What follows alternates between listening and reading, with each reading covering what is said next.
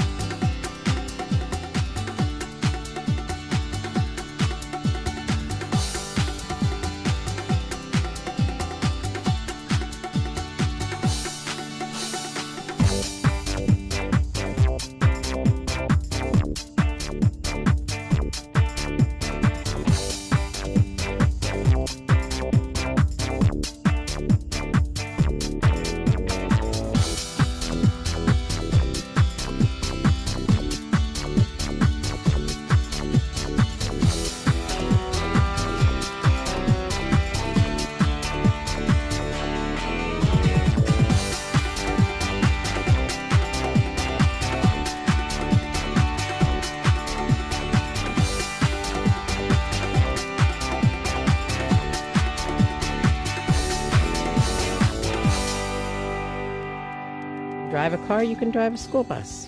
570-753-5125. Call them for a great job. Thank you. Kick off the holiday season at Country Berry Shack in Jersey Shore. It's our 25th anniversary open house. Lyra has everything for Christmas. Trees, ornaments, tinsel, and glitter, plus unique gift items you can't find anywhere else. Drawings and giveaways, food and wassail sampling. See 5 rooms full of every December possibility. It's another world. Country Berry Shack's 25th anniversary open house. Friday 10 till 5, Saturday 9 till 4, Sunday 11 till 4, 521 Allegheny Street, Jersey Shore. Did you hear about Taco Bell's apology? Yeah, they apologized for going too far with their breakfast. Like the naked egg taco and chicken biscuit nachos? It was too much. All you need in the morning is tasty, simple food. Like the breakfast crunch wrap. Fluffy eggs, melty cheese, sausage, crispy hash browns, wrapped in a warm tortilla. Or, as some call it, a breakfast crunch thing. Grab one today, only at Taco Bell. At participating U.S. Taco Bell stores during breakfast hours only until 11 a.m. while supplies last. Contact local store for hours and participation, which vary.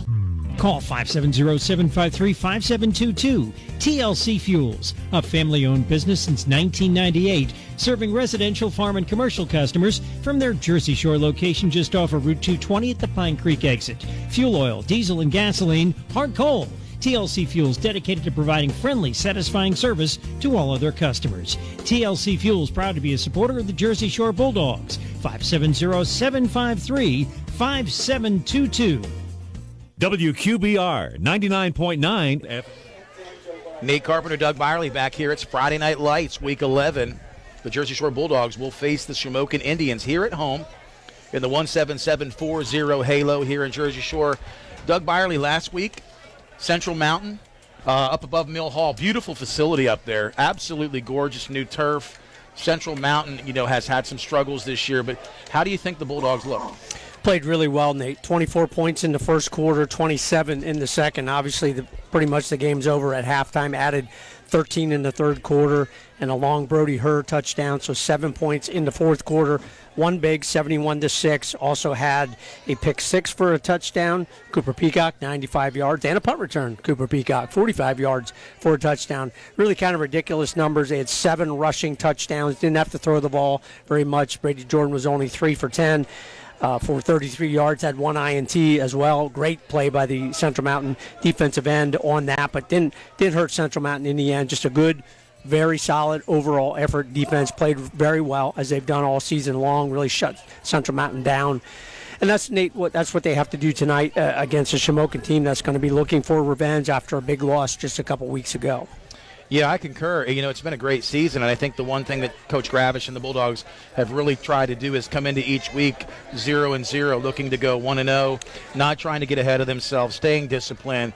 When asked the question of where they see themselves landing later in the playoff picture, they're talking about this week and this week only, and that's a sign of discipline. We talk about the 3 H's. They've been able to stay healthy. There's some minor bumps and bruises, but who isn't by week 10? But healthy, hungry, and humble, and that's been huge. So tonight, hopefully they show up mentally, and both teams play their best game, and we see a great contest. That's what you're looking for, and you're right. Jersey Shore, for the most part, looks pretty healthy. There were some questions whether Hayden Packer would play both ways last week, and he didn't have to play the whole game, but he looked good tonight in warm-ups. Shamokin, their key player, they have really a couple key players, but their real key player is their quarterback, Brent Nine. You and Nick called that game a couple weeks ago. When he was in the ball game, he's dynamic. He can really make some plays both with his feet and throwing the football. They're pretty good, but then when he went out and they had to go to the Wildcat and all that stuff, they kind of fell apart, and Jersey Shore just rolled to a big 62-0 win. So that's a huge thing for them tonight. And then can they get Knowledge Artist Jones involved early? And then the big tight end, number 13, Zolkowski. I mean, he can really run. He's big at 6'3", 6'4", so he's a matchup problem. If they can get those 3 people making plays, Shamokin could be pretty tough. But again, we'll see how they come out tonight and what Jersey Shore does early in the ball game. Absolutely, Doug. Well, it was a great week last week at Central Mountain. Again, we're going to take a commercial break, but while we do, pay close attention to Coach Tom Gravish. Wisdom and insight, as always, in the weekly interview. You're listening to Jersey Shore High School football on the Bear Country Sports Network. Open wide. Let me see that smile. There's a back-to-school braces boom at Doc Kelly's office. Can you hold on for a sec? Can someone bring me more brackets? She needs to realign her staffing plan with more registered dental assistants. Can you reorder the rubber bands and red? Indeed can help her hire great people fast. I need Indeed. Indeed you do. We instantly connect you with quality candidates whose resumes on Indeed match your job description. Visit Indeed.com/credit and get $75 towards your first sponsored job. Terms and conditions apply. On your way from here to there, visit the Oval Country Store for snacks, ice cream, Sunoco gas, and terrific sandwiches made while you wait. Located in the beautiful Nippenose Valley. Oval Country Store, 237 Middle Road, Oval. 570-745-7777. 745-7777 for the Oval Country Store in Oval. Proud supporters of the Jersey Shore Bulldogs. At Penton Automotive, they are ready to serve you. They take pride in their full-service vehicle repair shop. They'll fix everything from complex car repairs on all makes and models to simple automotive services like an oil change or tire rotations and alignments. Open Monday through Friday and Saturdays by appointment. Visit their Facebook page for more information. Penton Automotive Auto Repair, 579 Old Route 220 in Jersey Shore. Call today, 570-398-5555. Fred Ham Incorporated has proudly served Lycoming and Clinton counties with residential and commercial trash removal since 1968. Family-owned company that cares about the environment and their customers. They provide extensive trash removal and recycling options, including bags, cans, dumpsters, even small and large roll-offs. They have a fleet of trucks for reliable pickup and convenient online bill pay. Call Fred Ham Incorporated today at 570-398-1814. Fall is in the air, and that means fall grilling, tailgate parties, and so much more. Now is the perfect time to stock up on all this incredible flavor and take advantage of 50% off site-wide by shopping Omaha Steaks Friends and Family Sale. Go to omahasteaks.com and use promo code SIZZLE at checkout to get $30 off your order. Visit omahasteaks.com, promo code SIZZLE at checkout. Minimum order may be required. Want to sell a house? Want to buy a house? Then call the Dave Winkleman team at Anchor Realty in Lock Haven. Dave's a graduate of Jersey Shore High School. He and his wife Jan live in South Avis, the parents of 7 children. So you know the Dave Winkleman team is motivated to market your home and find you a new one. 570-858-0777. Ask Dave how he can guarantee your home will sell within 90 days. The Dave Winkleman team at Anchor Realty, 57 Belfont Avenue in Lock Haven, ready to serve you. 570-858-0777. The Bear, 99.9 FM. Coach Gravish, Nate Carpenter, it's a great day to be a Bulldog. Thanks for coming again tonight to talk about Week 11. Sure is. Thanks for coming. Hey, regular season over, third season in a row. I didn't really even realize this. I guess it's 29-0 over the last 3 years. Am I right? Over 4, over part of the 2019. Okay, so, and there was a COVID year. We know there was a game, maybe not, but I didn't realize that it was an undefeated past several years. And that, to me, was just a stat that I didn't even see, didn't even talk about. And I know we're talking about Shamokin this week. Before we get there, you ended the regular season really strong up at Central Mountain. Only your second game on turf. I thought the team looked really quick. What are your takeaways from last week going on the road and playing Central Mountain? Yeah, we look forward to playing against our rival. You know what I mean? They had great players. We had to be well prepared. They have a great coaching staff. They are a 5A football program, and 5A football programs have linemen that look like 5A players. You know what I mean? So if we didn't take care of business, they have a couple really good quarterbacks, running backs. They got talent all over the place. So our guys had a good week of focusing on their strengths. Coaches did a great job, assistant coaches, putting the game plans together, offensively, defensively, special teams-wise, how we might be able to take advantage and to limit them to any big plays. So we were pleased with the way the seniors came out with the energy. We did challenge them and say, hey, seniors, this is a chance to have 3 straight undefeated seasons. That's not too easy to do. You know, it takes a lot of hard work, and they wanted it. So, hats off to those guys. And then we were 1-0 at the end of the week, but we talk about being 1-0 at the end of the week, but we want to be 1-0 the way we want to play a football game. Yeah, it's been exciting. And, here we are, the cutoff between regular season and postseason. Obviously, we're entering the district arena.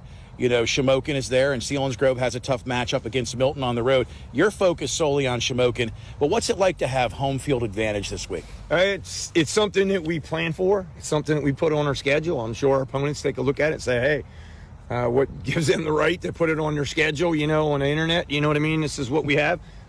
We just tell our kids, we're planning on having a home playoff game, and we plan on hosting a championship game. But so that's our goals every year. So as far as goals, I know you're 0-0. It's this week, and it's the focus is this week. District 4 overall has been really strong. You played a tough Canton team on the road, and you won. Troy's been solid. You got your Mount Carmels, your Danvilles, you've got your Southerns, you've got your Loyal Sox this year. Not to mention, hey, other teams that have Mifflinburg turns their season around, ends up with a great season. It looked like you pitched pretty much a knockout blow to them when they were here. But a lot of these District 4 teams are tough this year. You can't take anybody lightly. I know the preparation of the week to week is the same. You guys are really focused on staying the course, healthy, hungry and humble. But what's unique about the playoffs? Is it challenging to keep the players focused? Well, I'm not sure. I think the challenge is, it's one and done. It's not wrestling. It's there's no wrestlebacks. There's no second chance. So you got to be playing your best football, and it's the one that the fans get the most excited. There's people that couldn't come to games all year. Now they're going to come. The crowds are bigger. There's a lot more at stake, and there's just something special about the playoffs. But you're right. District 4 has 4 undefeated football teams at different levels in the playoffs, and many other records throughout with only 1 loss or 2 losses. So this is a good year for District 4 Yeah, I've really been pumped up, and excited about District 4, and it's like I've seen a rise in coaching, I've seen a rise in player and program development, and it's a year where it's next game up, but several teams could go deep. You can't get ahead of yourself. But as far as preparing for Shamokin this week, Henry Hyanofsky, great coach, a lot of experience, trying to turn that program around. You've also got the Artis Jones brothers, Brett and I, some really skilled players. So how do you prepare, knowing that you've already played them and you played really good that night? How do you not have a letdown, and they've already schemed you? Well, I don't know. We're just looking forward to the opportunity. It's playoffs, and we know where their strengths are. We realize that they have a very talented quarterback. They have talented wideouts. They have talented slot backs. They have talented linebackers and down linemen and defensive backs. So it's just like any other week. We focus on the opponent at the time, which is Shamokin, and we've emphasized all week, hey guys, we want to respect our opponent. We want to respect the right to play high school football in Pennsylvania, and to be in the first round of the playoffs. There's nothing better than that. There's nothing better than playing a football Friday night, though, in the playoffs at Thompson Street Stadium, Jersey Shore, Pennsylvania. Well, I know the Annis Fort Youth Program will line the tennis courts here. They'll give you the walk through. The crowd it'll be packed here Friday night. I just want to say the buzz around community is there. The community is so proud of this program. Coach Gravish, what you guys have accomplished. And I know last year's trophies, as you said a week ago, they're already in the case. It's a new year. You have some goals. This week at Shamokin, we wish you nothing but the best tonight. Thank you very much. It's a great day to be a Bulldog. It is a great day to be a Bulldog. Thank you. Thank you. If you're 19 or older with certain underlying medical conditions such as asthma or diabetes, you can get vaccinated against pneumococcal pneumonia, a potentially serious bacterial lung disease that can disrupt your life for weeks. If you're 65 or older, it is also recommended you get vaccinated against pneumococcal pneumonia. No matter the season, talk to your doctor about vaccination today and learn more at lung.org/protect yourself. A message from the American Lung Association in collaboration with Pfizer. Furnished by the American Lung Association. B.A. Meixel is a local residential, commercial, and industrial electrical contractor. With over 10 years servicing North Central Pennsylvania, B.A. Meixel has built relationships with home and business owners in Jersey Shore and beyond. Trust B.A. Meixel's trained electricians for all of your electrical needs. Take advantage of their industry-leading warranties. Call 570-398-7837 today to find out more. B.A. Meixel Electric, a proud supporter of Jersey Shore sports. This is Loyalty Lab Interview 6. Subject, grandmother's loyalty. Margie, what do you do when your grandson misbehaves? Angels don't misbehave. Here we study the most loyal, like you and... Oh, there goes the lamp. Shouldn't have put it there. Shell and the Fuel Rewards program has our members' backs, too. It's super easy to save on every gallon. Loyal, just like how you acted like that wasn't his fault. Someone should clean that up before he gets hurt. Yes! Loyal, just like that. 10 years of FR.com. Terms and conditions apply. This playoff game is sponsored by Mealy Manufacturing, makers of the Pennsylvania skill games you find everywhere. Powered by Pacematic and manufactured in Muncie, Mealy Manufacturing is the skill game industry leaders. Their games provide legal entertainment to players and the opportunity to use their skills and strategies to win every time. Vastly different than gambling or casino-style games, skill games require players to think and take action to win. Mealy Manufacturing, supporting the community, employing local workers, and supporting the Jersey Shore Bulldogs. 800-338-8401. Caring for customers with old school value. That's Ex-Agway in Jersey Shore. Community oriented. That's why they're sponsoring the Jersey Shore Bulldogs push for a state title. Ex-Agway has been providing home and ag products for over a generation. You need anything from weed to feed, we have it. Lawn and garden, pets, wild birds, or supplies for around the home or farm. You'll find what you need at Ex-Agway, open 8 till 5 weekdays till noon Saturday. 112 Harris Street, Jersey Shore, 570-398-2770 for Ex-Agway in Jersey Shore. Trust us in your time of need. Frederick B. Welker Funeral Home in Jersey Shore. We offer limitless options to celebrate lives and comfort loved ones in comfortable home-like surroundings. Personalized monuments and memorization. We want to support you during this difficult time. Count on us to help you plan a personal, lasting tribute to your loved one. Proud to be part of the community, supporting Jersey Shore sports. Frederick B. Welker Funeral Home, 125 North Main Street, Jersey Shore. 570-398-1225. Cutting Edge Country, WQBR, The Bear. Nate Carpenter, Doug Byerly, we're back again here Friday night, real close to kickoff. First round of the PIAA District Playoffs. This is going to be District 4, obviously, tonight. Quad A. Jersey Shore Quad A, Shamokin coming in. The Indians from down near Sunbury, also Quad A, Doug. We're talking about a matchup between Shamokin, who is currently 5-5 coming into this game, and Jersey Shore, who has run the table for the third consecutive year, undefeated at 10-0. Let's talk about tonight's game, Doug, and talk about it from the perspective of the things that Jersey Shore has consistently done well throughout the season. Let's start with defense. What does Jersey Shore do well? Well, Nate, we'll go on the undefeated theme for just a second. So in Pennsylvania, as of the end of the regular season, 22 undefeated teams in 2022 out of 500-plus teams that play football, including 4 in District 4, Jersey Shore, Danville, Mount Carmel, and Muncie. So that's very impressive for District 4 to have 4 out of 22 in the state. And before we go on to how Jersey Shore and the things we're focused on, look at the game in Week 7 that you and Nick called. 62-0 win for Bulldogs. They had 9 rushing touchdowns. Obviously, it was fairly close. First quarter, 28-0 at half. One of the only teams that Jersey Shore did not mercy rule by halftime. But then when Brett and I got hurt, things kind of fell apart, and the Bulldogs obviously rolled to a big win. Shamokin comes in at 5-5. They started 1-3, went 4-2 down the stretch, but did not play well last week in the Coal Bucket big rivalry game. 41-0 loss to Mount Carmel, and from what we understand, had a little bit of a sideline situation, and that may or may not affect tonight's ball game in regard to players, all that sort of thing. But Nate, you talked about it. The theme for Jersey Shore all season long has been defense. The defense leads the way. Even though they put up a ton of points, average almost 60 points a game, it's really led by the defense. The defense pinning teams deep, shortening the field for the offense. That's really been the key all season long.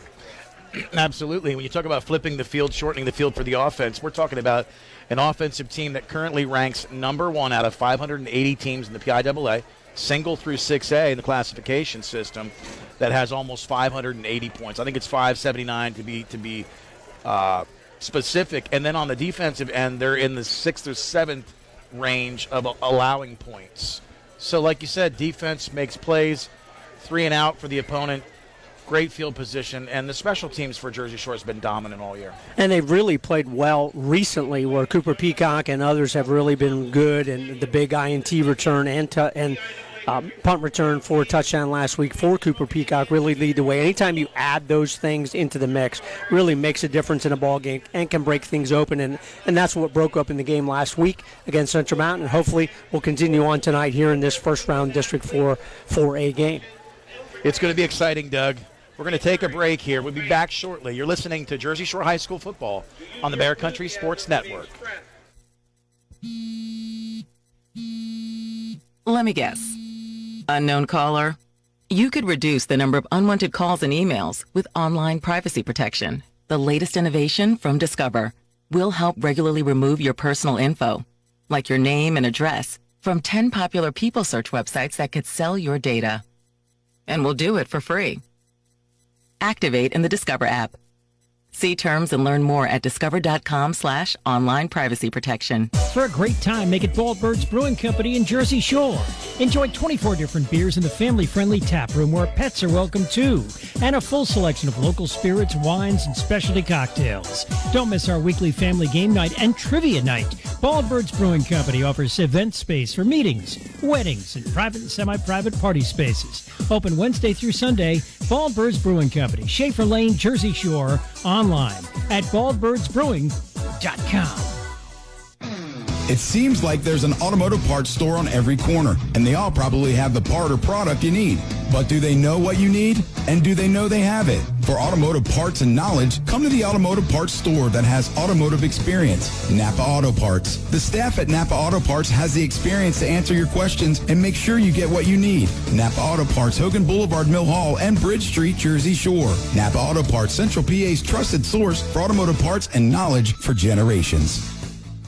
When you think Husqvarna, think GWS Outdoors in Linden. Find everything Husky, tractors and attachments, including snow blades, blowers, chainsaws, generators, and so much more. Expert advice, full selection, Husqvarna. Also featuring Bad Boy Mowers, your premier zero-turn mower dealer, made in the USA, offering residential to high-end commercial mowers. Bad Boy, mow with an attitude. GWSOutdoors.com. Sales, service, and financing, GWS Outdoors, Route 220 North in Linden. Open weekdays 8 till 5, Saturday till noon.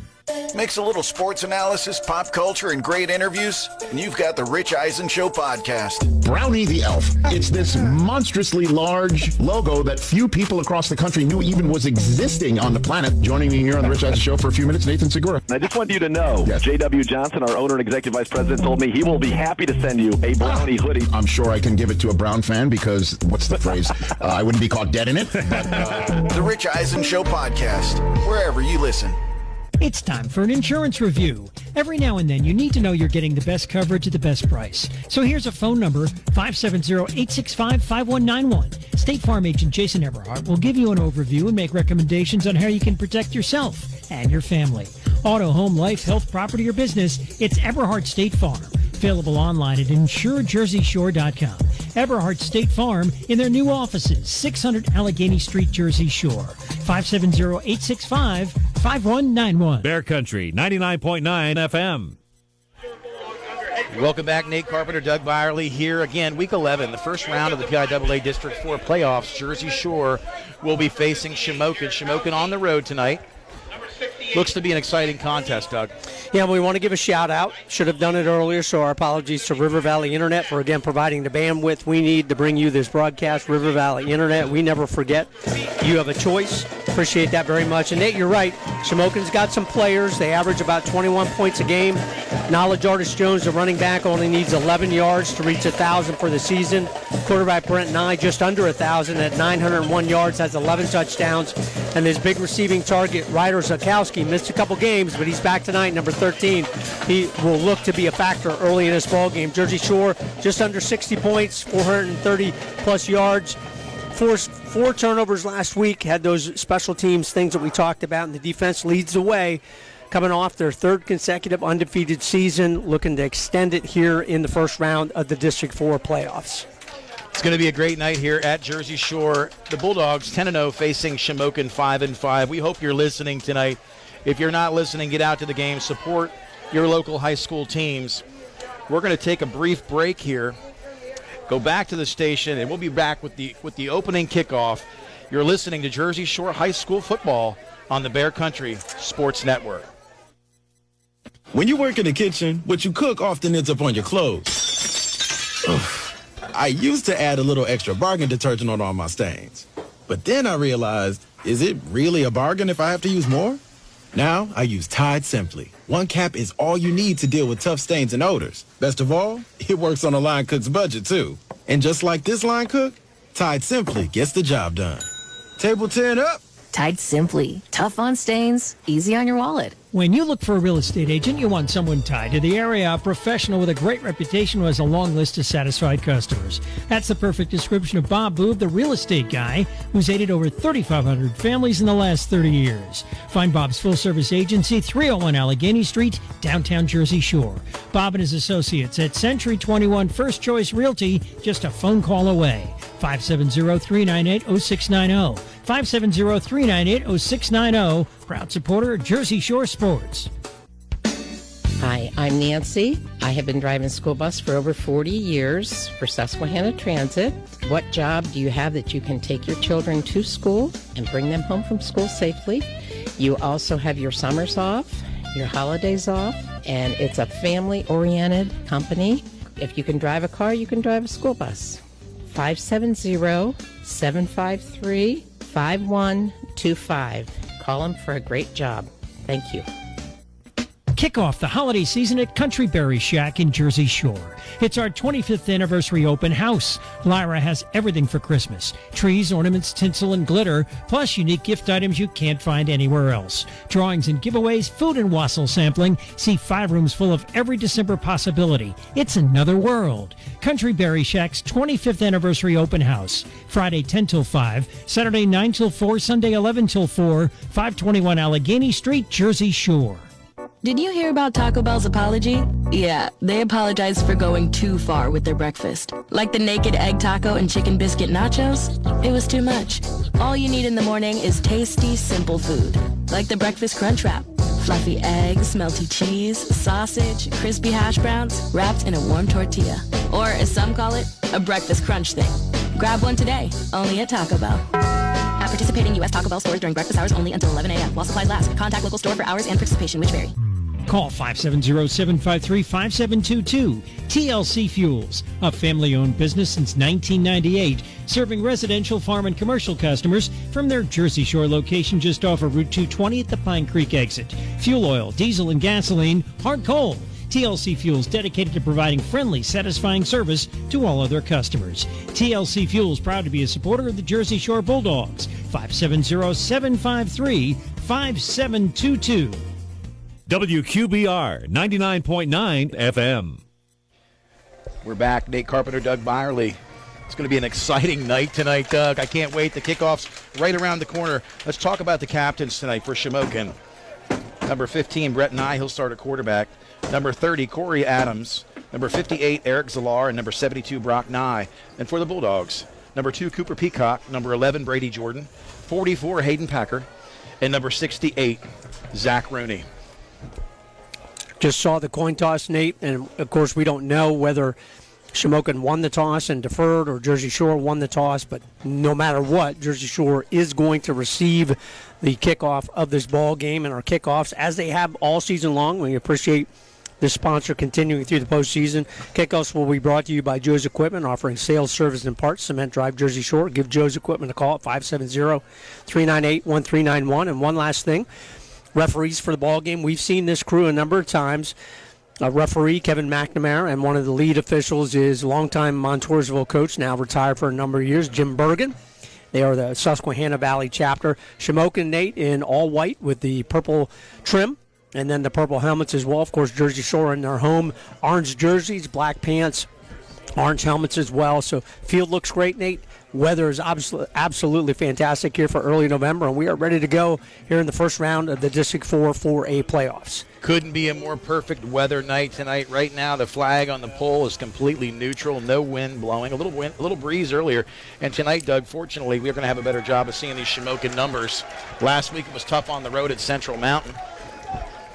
But it's going to be an exciting night, and both teams obviously want to come out and take care of what they know how to take care of. You got some starting lineups for us? We do. So we'll do the offense. Dirk Stets, Dyson Delaney, Jared Palski, Owen Vandruff, Zach Rooney up front, along with Luke Springman as well. In the front, 5 or 6. They'll shuffle in there a little bit. And wide receivers, Connor Griffin, Peyton Samar, and Dathan Tyson. Of those three, Griffin and Tyson are the normal pair. Cooper Peacock, obviously, as well. And then in the backfield, Brady Jordan, Hayden Packer, and Elijah Jordan as well. So, again, there's probably 3 or 4 other players that will see time on the offense. And, man, we are ready to go, Nate, here. Special teams for Jersey Shore, return team out, ready to go. Football just fell off the tee. Football just fell off the tee. Number 8 will be kicking off for Shamokin, Chase Pencil. Choosing to tee it up at the direct central part of the field. Back deep to receive for the Bulldogs. Number 2, Cooper Peacock. And number 1, Elijah Jordan. The kick is up. The kick is deep. Caught on the fly. Cooper Peacock goes off the left side. Makes a cut back up the middle. Nobody touches him. Makes a break to the outside. He's at the 50. 45, 40, 35, 30. Makes the man miss. Tackled out of bounds inside the 20-yard line. And great to see, Nate, not only a super return by Cooper Peacock, nice blocking up front for him, but no penalty flags. So often in those type of things, you get the hold and all that. We might have gotten a penalty flag at the end of that. Not really sure about that. But no matter what, even if it is a penalty, great field position. Going to be a short field here for the Jersey Shore offense, and that is not a flag on the field. Looks like a leave in the gun right now. Looks like Brady Jordan will start for the Bulldogs. We're talking the spot at the 16-yard line, looking to get Dirk Stetz into the game, coming in late, the general. 1st and 10 at the 16. In motion, left to right. Elijah Jordan gets the handoff to the outside. Good blocking. Cuts back up the middle. Breaks to the outside. 10, 5, inside the pylon. Almost, but they signal him out just inside the 5. Nice little pitch run on that. Almost got to the corner. Elijah's really become adept along the sidelines, keeping his feet in bounds just short of the goal line. Great run, stretching him out in the gun. Brady Jordan hands off immediately. Hayden Packard up the middle. He's hit early and stood up. Good pursuit by the Shamokin Indians. Front 4. Good tackle in there. Brock Nye as well as number 52, Blake Hockenbrock. He's a solid defensive player, Nate. When Shamokin wants to, they can be pretty solid up front. Packer solo back, trips left. Brady Jordan in the gun. Snap is back. Handoff, fakes it. Jordan keeps it. Busts off Packard's back. Into the outside. End zone. Touchdown. Bulldogs. Just that easy. He read the play well. Packard got a lead block. Brady Jordan bounces it to the outside for 6. Just got that corner block, just what you need. You know, the defense has to pay attention to the first guy, Hayden Packer, in that package. Brady Jordan so adept at pulling that out for the touchdown. All set up by the big return by Cooper Peacock. Point after touchdown. Palski to Peacock. The kick is off the foot of Breck Miller, and he is money tonight. 1 for 1 for him. 7-0 Bulldogs. And that happened in a quick hurry with the return from Cooper Peacock down inside the 20. Inside of 45 seconds, Doug. 7 points on the board. Well, here's the thing. If you're Shamokin, visiting team, you came up here a couple weeks ago and got absolutely hammered, 62-0. Well, you kept it a game for a while. You can't give up an easy score like that and then not respond. So this series for the Shamokin offense, even though it's their first offensive series of the ball game, is really pivotal. If they can come back, move the football, and obviously for them get points on the board and even up the score or make it 7-6 or something like that, that changes the complexion of the ball game. If you get a 3 and out and you give Jersey Shore's offense another short field, you could be in trouble early in this ball game. Back deep to receive for Shamokin, the freshman, number 34, Jace Gank. And I believe it is Pencil, number 8. Pencil is one of the guys to watch. A lot of people does a lot of different things. Doc Massey mentioned him specifically also on the defense as the team high 4 interceptions. Breck Miller with the kickoff from the left hash. The kick is deep. The kick is going towards the left side of the pylon, inside the pylon for a touchback. Fortunate to not go out of bounds early. Well, you know, it's interesting, Nate. We talked about that Brett, sometimes kicks go that way, but a lot of times teams, and it would be interesting to ask Coach this, I never really thought of it until recently, and somebody mentioned to me, do you think that's planned where you kick it to one side so your coverage team can funnel that way, but then you got to keep it in bounds? Breck did there, and you get the kickoff in the end zone and 20-yard line for Shamokin to go. Yeah, and the strategy works well when it works. If it goes out early, obviously it's a 35, but a great kick by Breck. Shamokin starting at their very own 20-yard line, down 7-0, 11:15 to go here in the first quarter. Brett Nye under center, I formation, 2 backs, hands off to the second back, and he's immediately hit. We'll get a number on that carry just a second. Number 2, you'll hear this name a lot tonight, Knowledge Artist Jones on that carry for 1. And he had a big run against Jersey Shore last time, 38 yards. And again, he only needs 11 yards to reach 1,000 for the season. So he is a solid running back with a lot of ability. If you get him into space, he can make some big things happen. So Shamokin right now facing a 2nd and 9 on their own 21. As you said, Doug, looking to move the chains, establish some field position, flip the field, and have an answer for that very speedy first touchdown for the Bulldogs. Brett Nye under center, singles left and right, I formation. He goes immediately to the flats, nearly picked off. Good catch by number 13, gets a couple yards. That's caught by number 13, Ryder Zulkowski, sitting down in the zone just in front of Connor Griffin for a good catch. He's a big target, and he's 6'3" or 6'4", has very good speed, good coverage there by Connor Griffin, but even with what Connor Griffin can do from the defensive back position, that's a mismatch in physicality because he can kind of shield you out and make a nice play. And on that last play, 0 play action, just an immediate two-step drop and a quick giveaway because obviously the pressure from the Bulldogs comes quick. Brett Nye under center, 3rd and 2, hard count. Snap is back. Going to go immediately to the flats again. This time it's dropped. Well defended. Good pitch and catch into the basket, right at the numbers. And had Gabe Andrus dropping back to help Connor Griffin there, so they both got hands in, knocked it away. Interesting, if he caught it, he would have been right at the 30-yard line. He would have been short. Would he have had the ability to squirm free and get that extra yard or two for the first down? But, hey, didn't happen, so Indians 3 are going to punt it away. So 4th and 2 now. Number 52 on the punt. That's Hockenbrock. The punt is away. The kick is deep. The kick is caught. It's Peacock. Peacock makes a man miss. He's going to get outside. He's out towards the 50, cuts back. Shoestring tackle, and then cleaned up. But not until Peacock crosses over midfield. So great field position again for Jersey Shore. And a good tackle there in the open field by Brian Martinez for the Indians, but still you're in your opponent's territory for Jersey Shore at the Shamokin 48-yard line. Already up 7-0, 9:36 to go here, first quarter. The Bulldogs going to look to get in the fast card. We've got dual sidecars here, twins right, twins left. Single back is Hayden Packer. To his left, Brady Jordan, the Bulldogs quarterback. 1st and 10, right to left. Fakes the handoff. Going to go up the middle. Brady Jordan, oh, so close. Excellent tackle on the play by number 58. Eric Zalar nearly broke that one free. And Nate, we talked about it in pregame. Shamokin up front, they are tall. They have got some nice-sized kids on the line. Brady Jordan in the gun, trips right. Fakes the pitch, keeps it up the middle. He breaks away. Brady Jordan in the open, outside, left sideline.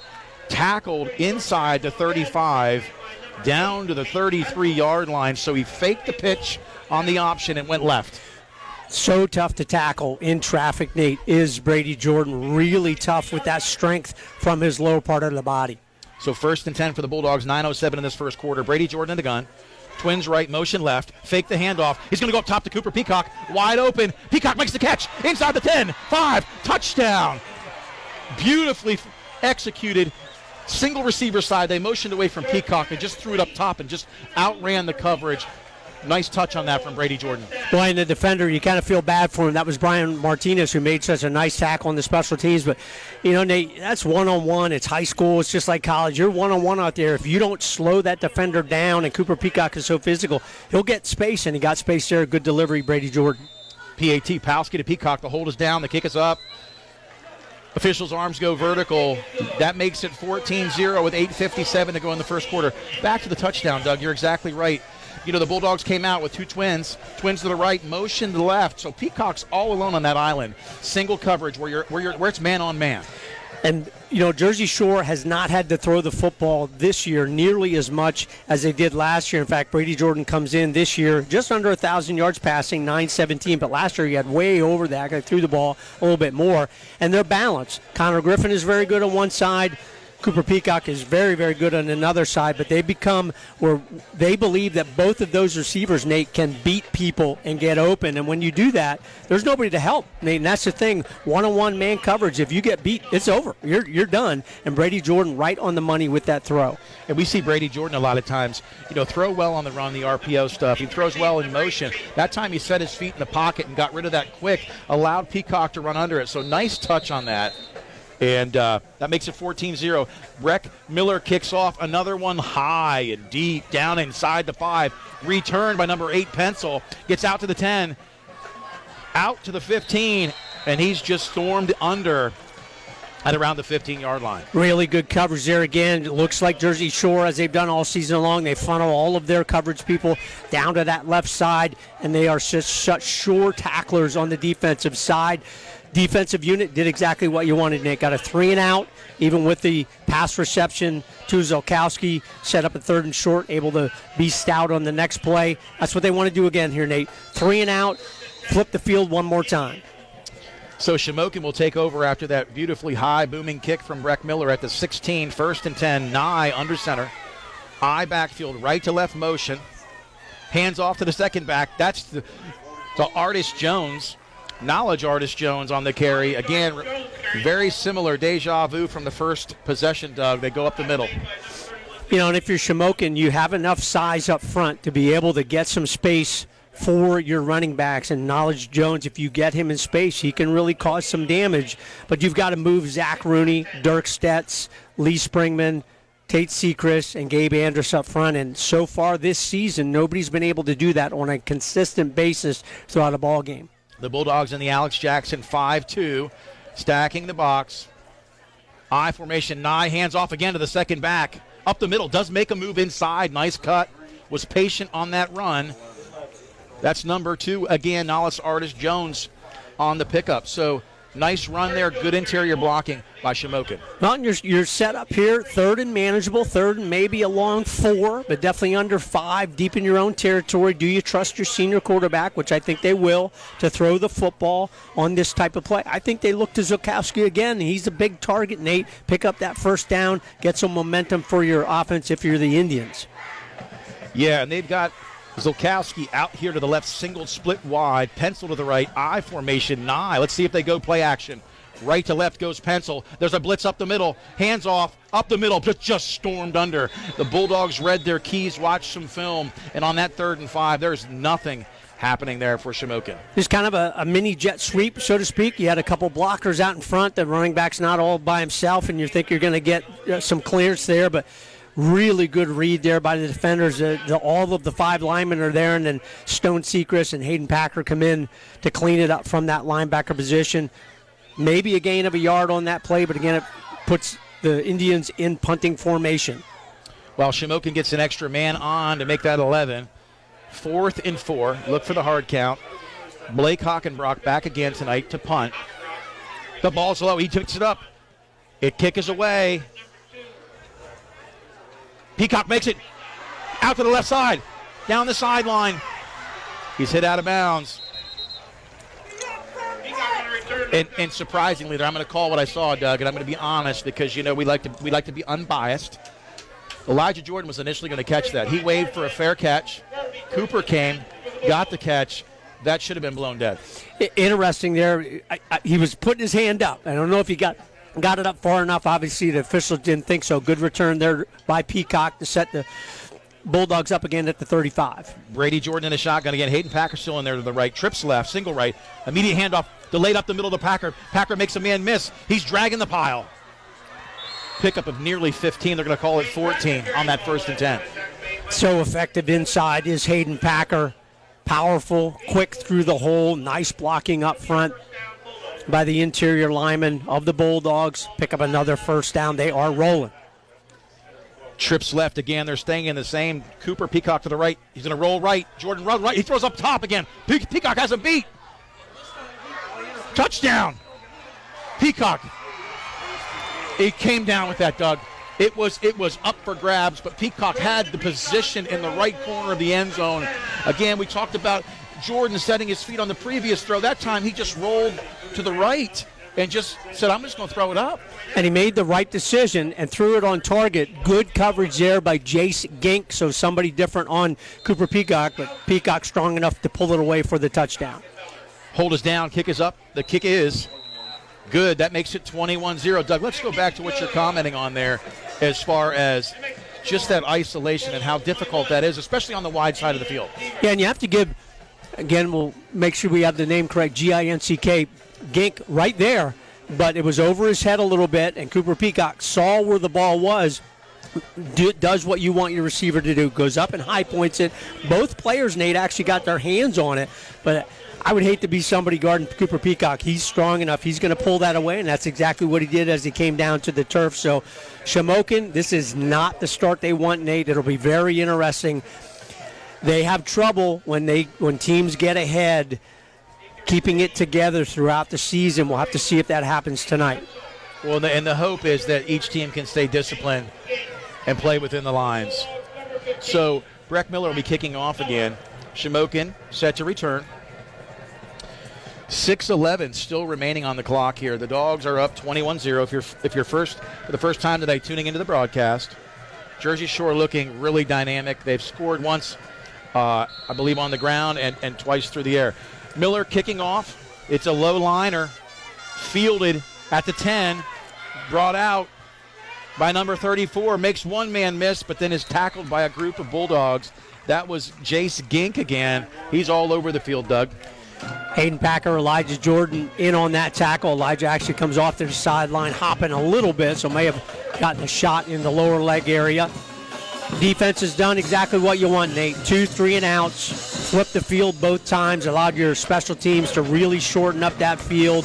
You're up 21-0. You've done exactly what you've wanted to start this ball game. Got to keep it going.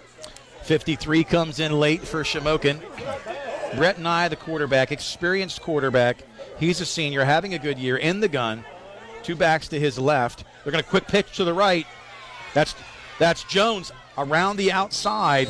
Knowledge Artist Jones again on first down, able to get some positive yards. And if you're Shamokin, Nate, you would just love to put together a drive, 2, 3, 4 first downs on the ground, or hit a big play to get some excitement and momentum back on your sidelines and from your fans that have made the trip here to Thompson Street Stadium. And Zolkowski's been a large target. You talk about his 6'3" stature, good size, making a catch in the flats earlier. They've got to get him more involved in the game. 2nd and 8, ball and 22. Nye in the gun. Fakes the handoff, play action, going to go up top. Oh, nearly picked off. Peacock just in front.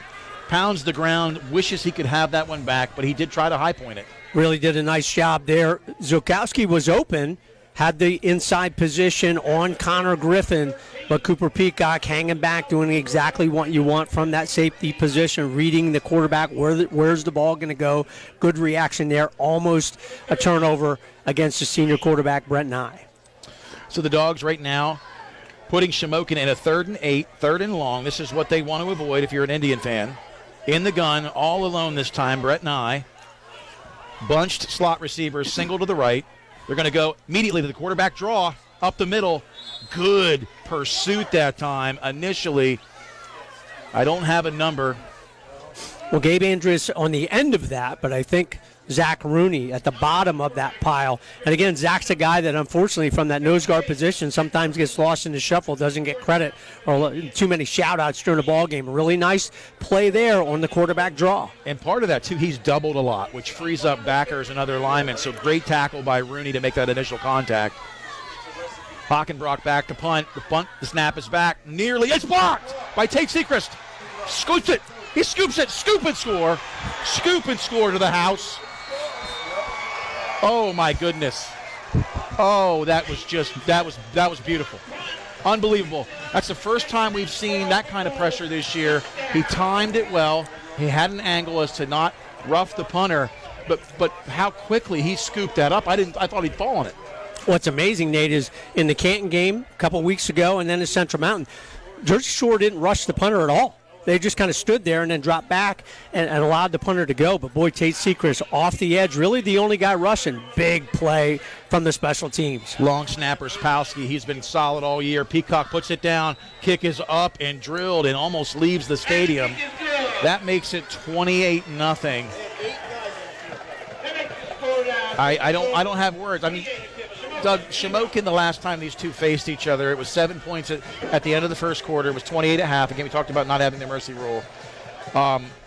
What I think is, what I'm seeing tonight is when we don't see penalties, when we see them, stop teams like they've done all year defensively. You talked about this in the pregame, getting excellent field position, but then not slowing down your fast car, getting into that rhythmic tempo, no matter how fast they go, to where you're not stopping yourself. Oh, when you get into a rhythm, Nate, and you get things rolling on both sides of the football, and then your special teams sprinkle things in, that's the first time where the special teams, it wasn't a return. That's the big play.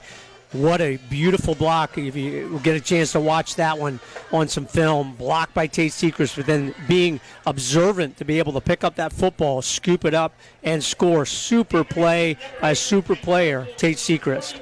Yeah, it was poetry in motion. Tate is energetic and dynamic, but fluid. Breck Miller's line drive kick, fielded, it's fumbled, and picked back up to the 15. And, he doesn't make the 15. And how many times have we seen that all year? I had someone comment this week, who's the Max Engel kid, number 36. He just flies around the field on kickoffs. Oh, he's a special player on special teams. You can tell he enjoys it. He likes the contact. And then when he gets a chance, he lays it on you on the special teams. Big play there, Max Engel. So if you're just tuning in, there's still 4 minutes and almost 30 seconds left in this first quarter. The Bulldogs are up 28-0 in this first week of PIAA playoffs. District 4, Quad A. 1st and 12 on that kick coverage. Shamokin facing a 1st and 10 on their own 12. Nye in the gun. Throws it to the flats. Nearly picked off. Cooper Peacock saw it. He dialed it up. He discerned it. Just a step short. Here's the thing for Shamokin and quarterback Brent Nye. If you're going to go to Zolkowski, which I would go to as well, he's your best receiver, no question about it. You got to do some kind of pump or look the other way or something, because if you eye him out, somebody's going to pick that off. More than likely Cooper Peacock, because he's not guarding anybody. He's just back there watching, and it'll be another pick six for a touchdown. Cooper Peacock has gotten very good at that the last couple weeks. Yeah, and what you're saying, Doug, is it's very predictable. You're actually seeing it unfold. And so in the gun is Nye. Knowledge Artist Jones to his left, Twins left. He's going to roll left. He's going to go over the middle. He throws it up to the outside. Peacock bats it away at the last minute. Had a man open at the sticks, but Peacock makes an adjustment. Good defensive coverage that time by the secondary of the Bulldogs. And the open man was Chase Pencil, which was who Cooper Peacock was guarding initially, but that pressure by the defensive line up front forces Brent Nye to throw that earlier than he wants and allows Cooper Peacock to let his man go and make a play on the football, knock it down incomplete. And Brett Nye was inside the 5, throwing off his back foot, so they just seem to be moving backwards right now, facing a 3rd and 10 on their own 12. 28-0, the Dogs are up. Nye is in the shotgun. Colton Lynch split out to the right. They're going to take a timeout. Personnel issue there, Doug. Well, just so you know, we appreciate all of our sponsors, River Valley Internet, Joe's Equipment, Kevin Peacock Disposal, and all the ones you listen to on the commercials from the station. But keep in mind, guys, hopefully we'll have a long playoff run here. We don't have a playoff pregame sponsor or timeout sponsor or scoreboard sponsor. And lastly, we don't have a player of the game sponsor. So think about it. Come on board. Talk to us. We can figure out something in regard to the cost of those sponsorships. Love to have you come on board if things hold true and the Bulldogs get a win tonight for another district final. Nate, as you know the history better than I. Jersey Shore would be going next week for their 5th consecutive 4A district title. Here's some special things, though. Other than Southern Columbia, they would be the longest stretch of potential district titles for a football team in District 4. Any classification. That's an incredible stat and accomplishment. In the gun, 3rd and 10 on their own 12. Nye in the shotgun. Snaps back, fakes the jet sweep, goes to the flats, pressured and brought down. They're going to blow the play dead. So, Nye you talked about not being vanilla and predictable, did go to the play action pass, had a man initially open, but just ran out of time. Lee Springman will probably get the credit for at least a half sack there. He was the one that, actually, that's Slate Sechrist, Lee Springman not in there on that play. Slate Sechrist making a big defensive play there. And it's tough when you go to play action. That requires another second or so, and that wasn't enough time for Nye to get the pass off. Punting from inside the end zone. Snap is back. This time the kick is away. It's fielded by Cooper Peacock at the 40. He's down to the 35. Makes a man miss on the outside. Down to the 20. 15, 10. Nobody brings him down. Inside the 10. And he's thrown to the ground at the 5-yard line. But listen, when they made initial contact, he said, I'm not going down. Marcinic with a nice tackle there, a flip and a flop to get him down on the sidelines. But Cooper Peacock, he delivers the blow. I mean, he's under full speed, puts the shoulder down, and that is a hard man to bring down. Super short field return to the 5-yard line. Bulldogs ready to go. In the gun, never under center tonight is Brady Jordan. Twins left, Twins right. Hayden Packer to his right. First and goal from the 5. He's going to roll right. He's going to throw the pass to the flats and just wide open. Peacock again. He's just that matchup. Jace Gink fell down on the square out route, and Peacock just made a fake. He got tied up in his own 2 feet. Down he went. Well, and you had another receiver coming across, so not just a one-man pattern there. Kind of unfair to Gink. When you slip, that play's over from the 5-yard line. Good delivery, Brady Jordan, for the touchdown. Well, it's been something. Time of possession has been a non-factor tonight for the Bulldogs. Scoring at will, scoring often, and scoring in very short amounts of time. So let's give this line here on PAT's credit. Coming into the game, 75 of 81 on the year for PAT's was Breck Miller. He's been perfect tonight. Palski to Peacock. The kick is up. The kick is drilled. The kick is good. And Nate, again, our kickoff sponsor, coming up here in just a second. Joe's Equipment. Go see the folks. Steel, sales, service, and parts. Cement Drive, Jersey Shore, right off of Route 220, 570-398-1391. And with those yards, Nate, Brady Jordan probably is over 1,000 yards passing. And, again, compliments of Chris Davis. What's really exciting is he's probably at 3,000 and about 100 yards. It's amazing. You talked about time of possession. 45 seconds on the first drive, 44, 22, 12, and 10 seconds on those scoring drives. That is rapid pace, Nate. That's the fast car that you're talking about. But, Nate, all of that set up by the returns, set up by your defense, allowing Cooper Peacock to make those punt returns, and you're set up on a short field every single time on those drives. But then to deliver the points, that's the key. Yeah, and you know, as a Bulldog fan, you cannot take that for granted. This is something special this year. Up 35-0, 3:20 to go in the first quarter. Breck Miller kicking off again. This one's deep. This one's going to touch down inside the 10. Oh, and shimmy inside the 5 where it's picked up to the outside. Goes Pencil. They're going to mark him. I'm sorry, that was Gink to the 15-yard line. So when they kick it that deep, Doug, they're not even getting out to the 20. Yeah, I mean, you got to field that on the fly, and that's tough because it was a tough kick to do that. Dathan Tyson in on that, and again, kudos to your dad, Jim Carpenter, helping Chris Davis with all of the stats. Those are good stats. They just add to a good perspective on the team and what they've been doing not only in this ball game but all season long. So the Dogs really have had an answer to the Shamokin's offensive game plan tonight. Nye able to complete a pass or two, but not able to move the chains consistently. Brett Nye back under center, single receiver to the left, motion right to left, I formation. First back this time, fullback pop, and just there was a collision initially. Maybe a pickup of one. We'll see where they mark it. Zach Rooney, Hayden Packer, Lee Springman all in on that good hit. Gain of 2 there for the Shamokin Indians. And boy, Nate, they are spreading Zolkowski. One, he's getting to play from the sidelines, but he's spread out 20, 25 yards wide. They want to put him on an island one-on-one with Connor Griffin, so don't be surprised if they look Zolkowski's way very soon. Yeah, and right now it could be a hitch and go. They're going to have to get the ball into the air quickly with the pressure of the front 5, and they're stacking the box right now. Nye under center. 2 backs, right to left motion again. Hands off to the second back, Knowledge Artist Jones. He gets a couple, bounces to the outside. We saw this in the beginning of the year. Makes another man miss down the sideline. He's out of bounds, but not before he picks up a first down, Doug. Good effort on that carry. Well, he's a good back. There's no questions. Again, we talked about it. He needed only 11 yards to get to 1,000. He had a good year last year as well. He's a solid guy. You look at him, Nate. He's a physical guy. He's thick on the bottom half of his body. You get him into space, he can make people miss, and he did there. So he picks up Shamokin's first offensive first down of the night. Yeah, and at 5'9", 180, he's a legitimate 180, and he is. He's imposing as a back with good breakaway speed. Zolkowski again split out wide in the gun. Under center.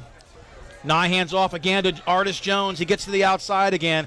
Chooses to cut back inside tackle, but not till he picks up a long 2. We'll maybe call it 3.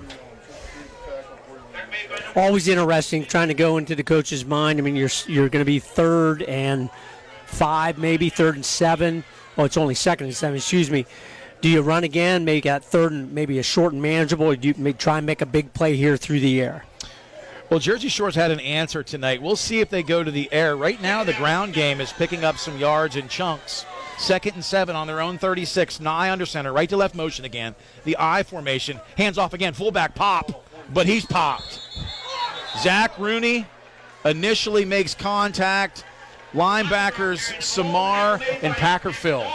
And you talked about it, Nate. What makes Zach Rooney such an effective player is that he's big and tough inside, and most teams have to double team him, which means those linebackers and other linemen can really flow and look around. Stone Seacrest now given the general Dirk stats, and Stone's been playing, Slate has been playing both sides of the defensive line, so really getting some good reps in here all season long, but particularly as the playoffs come. Keep those guys fresh, keep them healthy as you want them in the ball game and for the weeks ahead.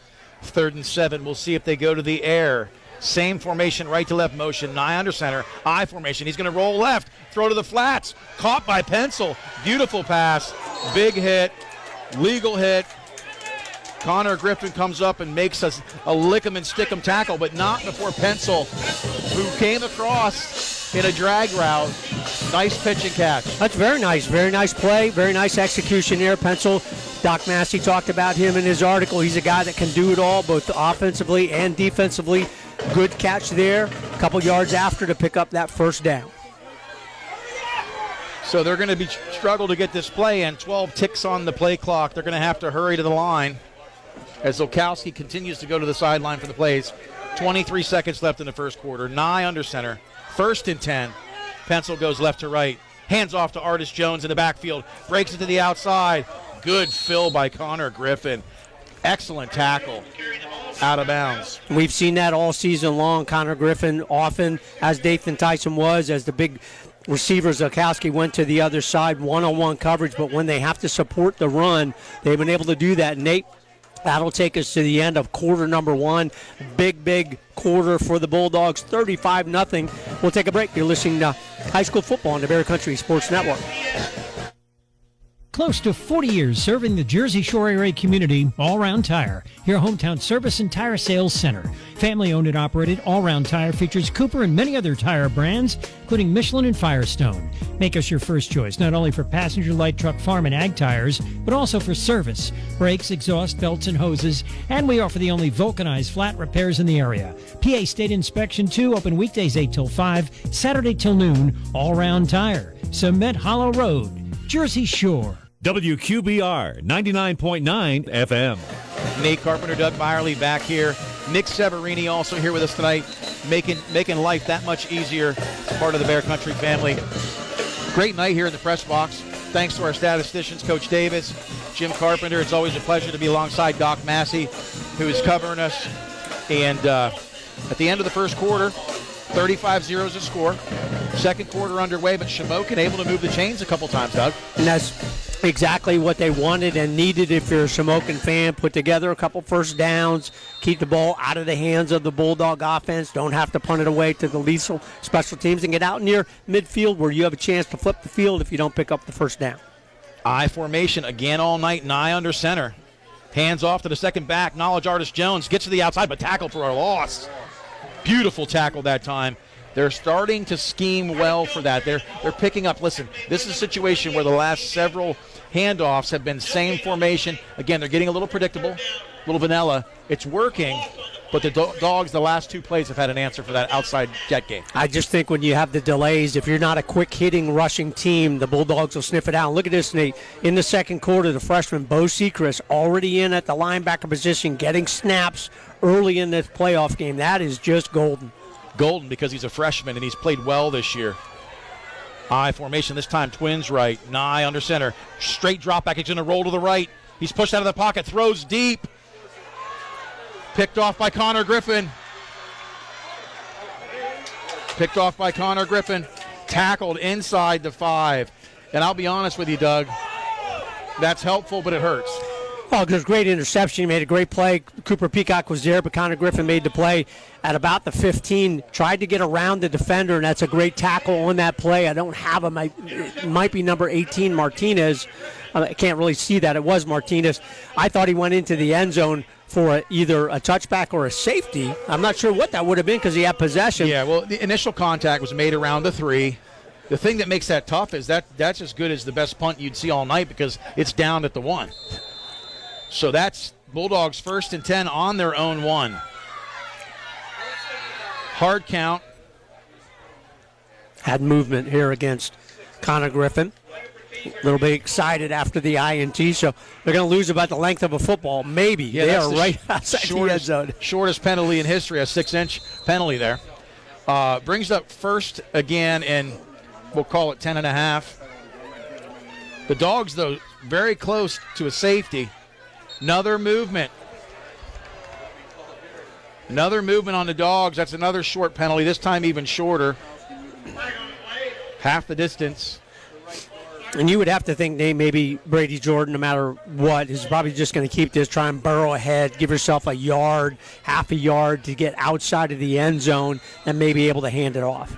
So the Dogs single back, not make that two backs. Elijah Jordan along with Hayden Packer. Brady Jordan under center. They're going to go up. They're going to go up top. Connor Griffin, he catches it down the sideline. Beautifully thrown football out to the 30-yard line. You want to talk about a tightrope spiral. And what a great catch. Wow. Man, that is on the money, but that's still Connor Griffin completely extended with the hands only to make that catch. So all of a sudden, you're away from your end zone, first down. Brady Jordan under center again. Power formation to his right. Left to right goes Connor Griffin. The Peacock side. Quick pitch right. Elijah Jordan tries to get outside. Good pursuit by the Shamokin Indians. Tackled on the play by number 58. That's Eric Zalar showing the athleticism. Eric, he's a big guy, man. He's 6'3", probably about 220. He's a tough defender to move. Good defensive play there. Tackle for loss for the Indian defense. So a loss of 5 on the stretched out play. 2nd and 15 on their 25 of the Bulldogs. In comes a penalty. We'll see what they call this and the flag is all about. Yep, and Coach Sean Hale, who's in front of the press box here, said the center moved the football. And you saw that a couple of weeks ago. That was called a few times. 2nd and almost 20. Under center again, Brady Jordan fakes the pitch. That's the counter tray. Hayden Packer picks up a chunk of that, gets a chunk of that back. It's going to look like 3rd and possibly 11. Hockenbrock with a good tackle there, because if he wouldn't have tackled Hayden Packer, Packer would still be running toward the end zone. So good result there off the counter tray position. So the first Bulldogs' 3rd and long possession in the ballgame. Samar spread out right in the Twins package. To the left, Twins. Right to left goes Samar. In the gun is Jordan. Jordan gets the snap. He's going to look to roll. He's going to keep it. No, he's going to go deep. All alone, wide open is Samar. Great catch. Unfortunately, he had to sit down to catch it, which puts him down. But give Jordan credit. He looked off secondary to the 3rd potential receiver and made a nice throw. That's a long throw all the way across the field. That's probably a 50-yard throw across the field. Hey, we'll take it. 1st and 10 Bulldogs. Brady Jordan 1st and 10 in the gun. Hayden Packer to his right. Gets the handoff immediately left the middle. Packard stiff arms a man. Down the field. Stiff arms another man. Makes another man miss. He's not going down. He's finally tackled. But not before he picks up another first down on that 1st and 10. That's what you want. Pick up the first down, get set. They already have the play from the sidelines. They are looking to keep the fast car going in the Shamokin defense. They are winded. Well, the Bulldogs started this drive after the Connor Griffin interception at their own 1. Trips left. Single right is Peacock. In the gun, Brady Jordan fakes the handoff, keeps it. Makes a man miss, going vertical. He's off to the races. 10, 5, touchdown. And his speed, you cannot match that. When he plants that foot, you talked about this in week 1. Planting the foot north and south, and in a blink, he went 35 yards. He's fast, man. I tell you, when he gets it going, he can really go. And the defenders just kind of, as soon as he got even with the defender put his hand up and said, he's gone. I can't catch him. That's a touchdown. Miller to kick. Palski, the long snapper. Snap is back. Hold is good. Kick is up. Kick is good. Unbelievable, Doug. You know, I thought about something in that last drive. There have been some times this year the Bulldogs have appeared somewhat vanilla offensively, and a lot of times in the fast car NASCAR, your offense is simple. The reason it has to be simple is because you run a lot of the same plays out of different formations. You change your look. You don't necessarily change. They might run 8 plays well, but people had questions about the passing game. Can the Jersey Shore Bulldogs throw the football? When they go in the playoffs, they're going to have to be able to throw the football, and there's some truth to that. But I think if anything we've seen tonight is they can throw the football. They can. when they need and want to. They showed that last year, but that's last year, and they've tried to mix that in as the season has gone on. Definitely focused on it tonight, made some big plays. Great catch on that drive by Connor Griffin to get him from the 1 out to the 30 and get the drive going. 99-yard drive, Nate. We'll take that any day. 9:11 to go here in the second quarter. You're hearing this right, 42-0 Bulldogs. Kicking off from the 40 is Breck Miller towards the Lingles Bilo side of the field. The kick is high, the kick is deep, fielded by Pencil at the 5, brings it out. Good pursuit. Tackle again made initially by number 31. Tate Sechrist flying to the football, mopped up by several other Bulldogs. Field position starting out here for the first time tonight, fairly decent, 21-yard line for the Shamokin Indians. In Brett Nye's offense, they need to get something going here and in a hurry. A couple of scores from out of town. No score in the Canton South Williamsport game. That's tomorrow at 7 p.m. North Penn Mansfield, Mount Carmel 6, North Penn Mansfield 0. No score in the Hughesville Bloomsburg game. Troy 14, Towanda 0.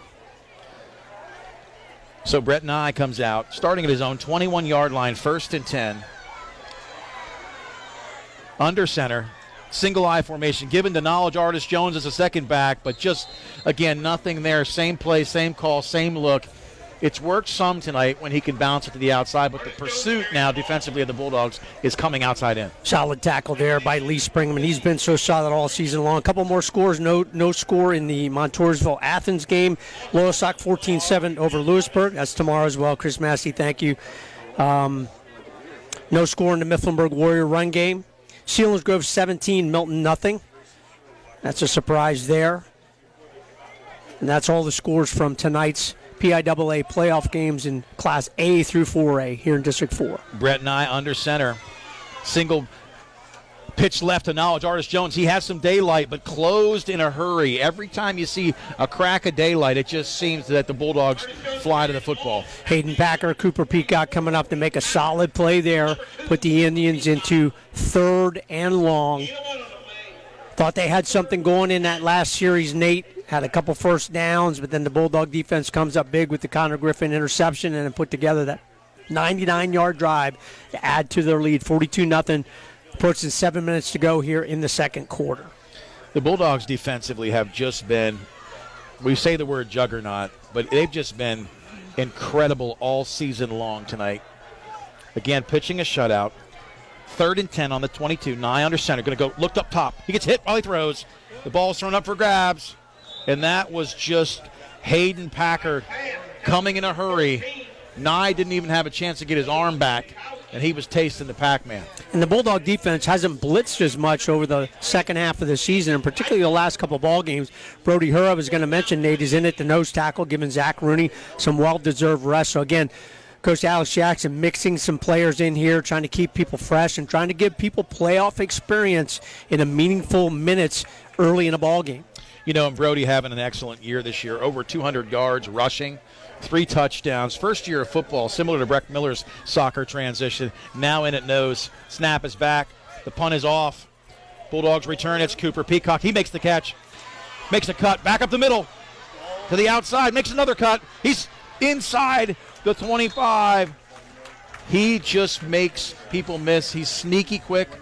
And then he gets vertical. What makes him so effective on those punt returns, Nate, in my opinion, is he just doesn't try to run around to the outside. He'll do that if he has a lane, but he'll stop and go directly upfield, kind of right at the defenders. And the defenders are very surprised a lot of times, and then he can make a move into open space. The Bulldogs now, for the first time tonight, will have Brady Jordan on this 1st and 10. 7:04 to go, 42-0 Dogs. 3 backs in the backfield, Elijah Jordan, Tate Sechrist, and Hayden Packard. Quarterback keeps it. Brady Jordan up the middle. Not sure if that was a broken play. 3 backs, but Packer led the way. Brady Jordan kept it. I think he meant to hand that off and didn't get it in there and then just followed the play where it was supposed to go, pick up 5 yards on that first down. 2nd and 5, under center Brady Jordan. Initial handoff. No, he keeps it to the outside. Pitch relationship, but he gets vertical again. On the outside, 10, 5, touchdown. His option, his ability to read that option, he said, I'm just going to keep it, nearly tackled in the backfield. But like we talked, Doug, once he gets vertical, He's hard to bring down. I thought he was going to pitch that 2 times. I thought he was going to pitch it real early when that pressure came, and then when he got by that initial defensive thrust, I thought, he's got the pitch relationship. He's going to pitch it out there again, but did the right thing, Nate. Tucked it away, kind of feigned the pitch out there, and then the defenders have to pause, and then by that time he's gone 20 yards for the touchdown. Brady Jordan. Palski, the long snapper. Good blocking. Hold us down. Kick is up. Almost missed it right side, but the kick is good. So Miller tonight, it's been Miller time in the sense of his ability to consistently kick those extra points, and they add up when you're scoring this many touchdowns. Oh, it's amazing. So here's a great historical stat, Nate, and Chris Massey in the power rankings of the Sun-Gazette laid this out. So if in the competition against Shamokin tonight, a win against Shamokin in the past helped transform the program. So in 2013, Jersey Shore had lost 38 of its last 41 games. They were 3-38.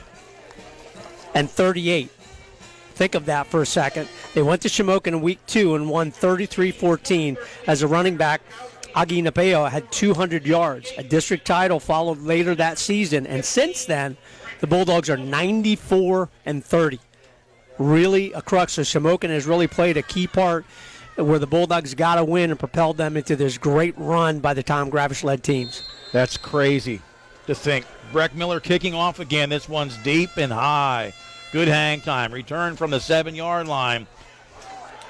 Zolkowski tried to be patient and look for something, and that was a mistake. He's tackled inside the 20. Looks like they're going to give him probably the 17. Well, if you're Shamokin, nothing really changes. You're trying to put together a drive. You're trying to have your quarterback, senior quarterback Brent Nye, who's a very good player, just hasn't had the time to make some plays. And Nate, you've been in this situation. I have too. Many years ago, you're senior. You're probably faced with your last high school football game. You want to do something spectacular to put a positive spin on what thus far has not been a very positive experience for the Shamokin Indians. Hayden Packer gets a breather on defense. Elijah Jordan also in at safety. Nye goes to the gun. Single back. Knowledge Artist Jones. He's going to roll right. He's going to go to the flats. A man open. Throws a nice pass to Zolkowski. So give Nye credit. You just talked about his athleticism. Able to get just buy himself enough time to get that pass off. Kept that play alive, under pressure, and then really delivered a nice ball. It really shows you his athletic ability and his experience as a quarterback. That's a very, very good throw to a good receiver in Zolkowski. So for Shamokin tonight, the passing game to the flats has been one of the more successful aspects of the game. When Nye has time to throw, it'd be nice to see out after they spread the field if they can get the ground game moving. Nye in the shotgun, 1st and 10 on their own 28. Knowledge Artist Jones to his right. Hard count, and that's a flag, and that looks like the Dogs were offside. So give Shamokin credit, trying to pay attention to the simple details. Using that hard count, sometimes people are just geared up a little bit. Zach Rooney, Slate Seacrest, Tate Seacrest, the General Dirk Stetz, and Gabe Antris, front 5 for the Bulldog defense. 1st and 5, Nye in the gun. That time it looks like Shamokin moved. So for every action, there's an equal opposite reaction. So that's going to bring up 1st and 10 now again. So they're marching back and forth. Bring those 5 yards back if you're the Shamokin Indians. If you're the Bulldogs, 5:44 to go here in quarter number 2. You're up big, 49-0. You just want to play hard, clean, go into halftime with the big lead. Mercy rule for the second half. Be able to mix in those second and third teamers. Have a good experience in week 1. In the gun is Nye. Single back, Knowledge Artist Jones to his left. They're calling that, a timeout, I believe. Timeout for Shamokin. And again, thanks to all of our sponsors, River Valley Internet, Joe's Equipment, Kevin Peacock Disposal, and all the ones you hear on the commercials that Nick Severini so expertly runs for us here from the press box here at Thompson Street Stadium. But think about it, folks. Come on board for the weeks to come, hopefully. Pre-game sponsor, timeout sponsor, scoreboard sponsor, and player of the game sponsor, all there. You can do a sponsor, regular commercial as well. Give myself a call. Give Dave a call at the station. Just let us know. And we'll plug you in here for what, again, will hopefully be a long run. And, Nate, if this holds true, Thompson Street Stadium will be the site again for the Bulldogs to have a chance to win their 5th consecutive District 4-4A title against a team yet to be determined, but Selinsgrove up 17-0 on the Black Panthers in the other bracket of this tournament. Talked about not sleeping on Selinsgrove, and that's for sure. They've got a healthier team at this time of the year than they did earlier in the season. Nye stacking the box. The Bulldogs bring the backers up to mock them back. Nice back to pass over the middle. Behind Zokowski. They're going to call a late hit. Looks like a late hit on that. It's going to come against Slate Sechrist. We'll see. Yep, personal foul. Zokowski was open, but Nye obviously didn't have time, forced by the pressure. But that's going to turn into a first down on the personal foul penalty. So the officials doing a nice job trying to keep it under control. It's 49-0 second quarter. You don't want people to get chippy, get excited about hard hits or late hits, etc. That one goes against the Bulldog defense. And thus far, Nate, that's a bad penalty, but the Bulldogs have been pretty penalty-free for the most part, other than a couple of motion penalties that really haven't hurt them. Really have played well thus far tonight. So that gives a first down on the personal foul. Late hit. 43-yard line now. Their own 43. Nye in the shotgun. Vandruff in at left tackle. Handoff immediately up to Knowledge Artist Jones. Bounce to the outside.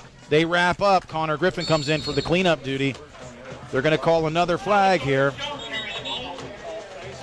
Good tackle at the end of that play. Owen Vandruff, one of the substitutors coming in. Max Engel as well. Owen in on that tackle as well. Not sure if he got a face mask or something. Yep, face mask at the end of that play. So inadvertent, obviously, on that tackle because they had Jones for a gain of about 1. So 2 consecutive personal foul penalties are going to move the ball into Bulldog territory. They're going to call it the big one, Doug. I thought it was inadvertent, too. They're going to call it a personal foul on that face mask. Again, open to interpretation. We're not going to talk about that. So the best drive of the night with 2 back-to-back 15-yard penalties against the Bulldogs brings Shamokin and the Brett Nye offense across midfield down to the 39-yard line of the Bulldogs. 1st and 10. Nye in the shotgun. Knowledge Artist Jones to his left. Bunch slots right and left. Snap is back. Quick pitch to Knowledge Artist Jones. He gets to the outside. Good containment. Peacock forced him back in, but not until Nye picks up a couple. Good blocking on the left side of that offense to get the corner for Knowledge Artist Jones. But even with that, strung it out a little bit, and it ended up being a gain of about 3 against the Bulldog defense. 4:15 to go here in this first half. 49-0 is the score. Bulldogs are up. Shamokin with their best field position tonight, down inside the 35 to the 36. Nye in the shotgun. Knowledge Artist Jones to his right. Single right. They're going to look to Zokowski. Pass to the flats. Picked off, and he's off to the races. If Nye can catch him, Connor Griffin makes a miss. Stiff arms a man. Makes another. Cuts back to midfield. Zokowski's there. Tries a strip and rip. Connor Griffin down inside the 15. Incredible, Doug. Give Griffin credit. He picked that, and he didn't want to go down, did he? He wanted to score. He wanted a pick 6 that they saw last week with Cooper Peacock, 95 yards on the pick 6. Connor Griffin did everything he could. His second INT of the ballgame. The first one kind of ended up where it put the Bulldogs in tough field position. This one ends up with a great return, putting him in great field position at the Indian 15-yard line. Great play by the senior defensive back, Nate. We've said it all season long. He should be an all-state first-team defensive back. He is very, very good on both sides of the defense, covering and supporting the run as well. So Samar, Dathan Tyson, and Cooper Peacock split out right. Connor Griffin all alone on the left. Let's see if they go up top to the corner. The single coverage to the left side. Brady Jordan the shotgun. Hands off, though. It's to Elijah Jordan up the middle. And he's brought down. When you heard the gasp by the home team because they knew if the shoestring tackle didn't get him, he was in for another touchdown. Couldn't see the number by the Shamokin defender. Twin trips left in the gun. Hands off immediately. That's Elijah Jordan. Rolls forward for maybe another yard. We'll see where the spot is, Doug. Rosnick at the end of that play for the Shamokin defense, feeding Elijah Jordan thus far on this drive. It's going to be a 3rd and 2. Ball on the 10. Snaps back. Elijah Jordan gets it, cuts up the middle. Brought down immediately. Good tackle by number 10 on that play. That's Tavarian Marciniak making the tackle. Got some penetration there from his linebacker position to force a tackle for loss there. 4th and 2. Watch for Brady Jordan to keep this one. Fakes the handoff. He does keep it. And predicted Doug brought back down in the backfield. So Shamokin was thinking along the same lines. Eric Zillar on that tackle, a good experienced player, good play there. So the Bulldogs come up with a great INT and return by Connor Griffin, set up well but not able. A couple good plays there against the rush by the Shamokin defense, so you have to give them credit. They turned the Bulldogs away on that 4th and 2. And Elijah and Brady in the backfield together, that's dynamic, but it's very different when you don't have Tate or you don't have a Hayden in there. They dial it up, and if you can't get outside, it's hard to do a lot between the tackles. Yeah, if you have nobody leading the way, you're kind of one-on-one, so if you don't get that corner or don't get a free lane, that defender has a chance to make a play, and they did 3 times there. So Brett and I trying to get something going here. Colton Lynch spread out wide for the right, 6'3". Snaps back, hands off to second man, Knowledge Artist Jones, and the Dogs looking to make another stop. So defensively, they're saying there's 2 minutes and 30 seconds to go here. We don't want to give them an inch. Dirk Stetz, Lee Springman, Peyton Samar all in there. Really good pressure. General going to get a blow after that play. Slate Seeker's going to come in and replace him. 2nd and 10. 49-0 is the score on the scoreboard. 2 minutes and 14 seconds to go here, just before the first half. And Brett Nye has done some nice things tonight. Threw a pick recently, which really flipped the field for the Bulldogs. Another interception by Connor Griffin. Nye under center. Singles left and right. I formation. Knowledge Artist Jones, the deep back. Handoff immediately. Fullback pop to the up back. That's the fullback on the carry. Not much daylight there. Hockenbrock carrying the ball. Tackled by a pack of dogs. Good push by Hockenbrock. He's tough in there, number 52, running out of that fullback position. He's their punter. Good, solid defensive player as well. And we might mention he's 6'2", 240. He's a big boy, I tell you. They have some nice-sized kids. I'm surprised with the size and athleticism that they have that sometimes their up-front play isn't a little better. It's not very consistent, and that really hurts them. Well, at 63, for example, Hunter Wirtz on their line, 6'5", 340. Single right, single left. Nye in under center. Going to hand off to Knowledge Artist Jones off the left side. Again, what worked early has not worked. Their best attack's been through the air as of recent. The ground game just not working. Super play there by Max Angle. Has flipped out, replaced Gabe Andrews. So Max has gotten snaps at both the right defensive end and the left defensive end as well. Really great experience for players like him in a playoff game, Nate. They're valuable players on special teams, but really have played well when they've gotten a chance. Ashton Swaley also getting snaps here in the defensive backfield in quarter number 2. We'll see if they let this one go all the way down, take the 5-yard penalty, or take a timeout. 8 seconds on the play clock. 29 on the game clock.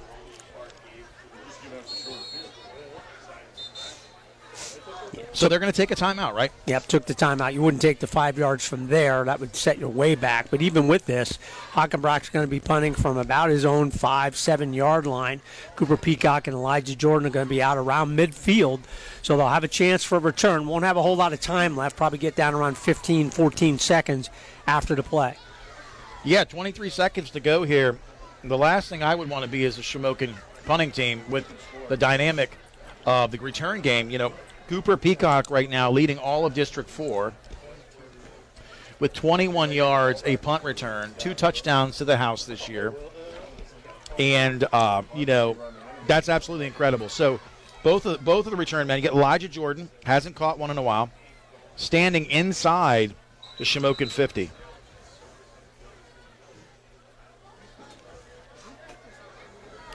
Officials looking to start this play. 4th and 7, Shamokin Indians. Ball in their own 15. Hockenbrock punting. Snap is back. Kick is away. It's short. Peacock's not going to let it hit the ground. He's off. Tackled immediately. Nice tackle on that play by number 18, Brian Martinez. he's kind of been the spotter against Cooper Peacock, and he's made a couple nice plays, not allowing Cooper Peacock to get free. So you have 15.6 seconds. I think they take a shot or two down the field, see if they can get a penalty or a big play, get one more score here before halftime. It'd be nice to see if they could even set up for a Breck Miller field goal. Absolutely. They have 3 timeouts left. 15.6 ticks on the clock. Trips right, single left. Brady Jordan in the shotgun. Play clock starts. Pitch. Right is to Hayden Packer. Gets a block. North and south. Off to the races. Nearly gone. Dragging him in. Inside the 10. Timeout. Didn't have to go to the air. Really super job. Great pressure by the Shamokin defense. Good pitch by Brady Jordan, and lane was there for Hayden Packer. The clock's already. They get the snap off. Pitch to the. Oh, a hit. Brady Jordan's hit. That ends up being a incomplete pass is what it ends up being, even though it really wasn't. It was on the pitch, and time runs out, Nate. So we are at halftime. The Bulldogs from Jersey Shore 49, the Shamokin Indians 0. Great first half for the Bulldogs. You're listening to High School Sports on the Bear Country Sports Network. Open wide. Let me see that smile. There's a back-to-school braces boom at Doc Kelly's office. Can you hold on for a sec? Can someone bring me more brackets? She needs to realign her staffing plan with more registered dental assistants. Can you reorder the rubber bands in red? Indeed can help her hire great people fast. I need Indeed. Indeed you do. We instantly connect you with quality candidates whose resumes on Indeed match your job description. Visit Indeed.com/credit and get $75 towards your first sponsored job. Terms and conditions apply. On your way from here to there, visit the Oval Country Store for snacks, ice cream, Sunoco gas, and terrific sandwiches made while you wait. Located in the beautiful Nippenose Valley. Oval Country Store, 237 Middle Road, Oval. 570-745-7777. 745-7777 for the Oval Country Store in Oval. Proud supporters of the Jersey Shore Bulldogs. At Penton Automotive, they are ready to serve you. They take pride in their full-service vehicle repair shop. They'll fix everything from complex car repairs on all makes and models to simple automotive services like an oil change or tire rotations and alignments. Open Monday through Friday and Saturdays by appointment. Visit their Facebook page for more information. Penton Automotive Auto Repair, 579 Old Route 220 in Jersey Shore. Call today, 570-398-5555. Fred Ham Incorporated has proudly served Lycoming and Clinton counties with residential and commercial trash removal since 1968. Family-owned company that cares about the environment and their customers. They provide extensive trash removal and recycling options, including bags, cans, dumpsters, even small and large roll-offs. They have a fleet of trucks for reliable pickup and convenient online bill pay. Call Fred Ham Incorporated today at 570-398-1814. Fall is in the air, and that means fall grilling, tailgate parties, and so much more. Now is the perfect time to stock up on all this incredible flavor and take advantage of 50% off site-wide by shopping Omaha Steaks Friends and Family Sale. Go to omahasteaks.com and use promo code SIZZLE at checkout to get $30 off your order. Visit omahasteaks.com, promo code SIZZLE at checkout. Minimum order may be required. Want to sell a house? Want to buy a house? Then call the Dave Winkleman team at Anchor Realty in Lock Haven. Dave's a graduate of Jersey Shore High School. He and his wife Jen live in South Avis, the parents of 7 children. So you know the Dave Winkleman team is motivated to market your home and find you a new one. 570-858-0777. Ask Dave how he can guarantee your home will sell within 90 days. The Dave Winkleman team at Anchor Realty, 57 Belfont Avenue in Lock Haven, ready to serve you. 570-858-0777. The Bear 99.9 FM. Well, that was a righteous first half. We're back here. Nate Carpenter, Doug Byerly. The scoreboard reads 49-0. And Jersey Shore really, at times, especially in that first quarter, 35-0, just looked unstoppable. So you've got some stats for us, Doug. Hey, rolling in. Our halftime is brought to you by Kevin Peacock Disposal, family-owned and operated, serving the eastern portion of Bear Country, providing top-notch service for 30-plus years. Get the kind of service you deserve. Free quotes available. Give Kevin Peacock Disposal a call at 570-745-7730. Really appreciate Kevin Peacock Disposal on board as the halftime sponsor. On the ground, the Bulldogs, 18 for 148. Brady Jordan, 3 TDs, 1 2 yards, 129 yards, 120 yards. Through the air, the Bulldogs, Brady Jordan, 5 for 6, 120 yards, 3 TDs, 1 for 33, 1 for 21, and 1 for 5. All to Cooper Peacock. Special teams has been really special as well. A couple long punt returns by Cooper Peacock, and then the defensive stats. And we'll start with the special team stats. Tate Sechrist with the block, scoop and score, 7 yards. Tackles for loss, many of them. 2 sacks in the ball game. Hayden Packer leads the way with 7 tackles, 2 assists. Stone Sechrist, Tate Sechrist, really solid on the defensive side as well. So all portions, Nate, of the Bulldog team, offense, defense, really obviously played well in the first half to put up 49 points at the break.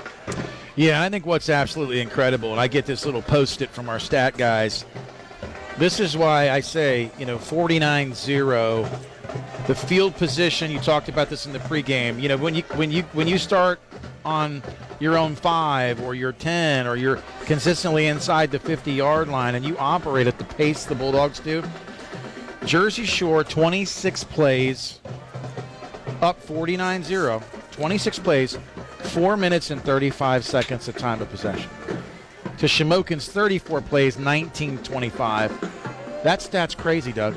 Oh, it is crazy, and we've talked about that all season long, and you can follow it when you look at college and pros games. Sometimes time of possession is really important. If you're a running game and you want to keep your defense off the field and all that, Jersey Shore doesn't. They just want to score.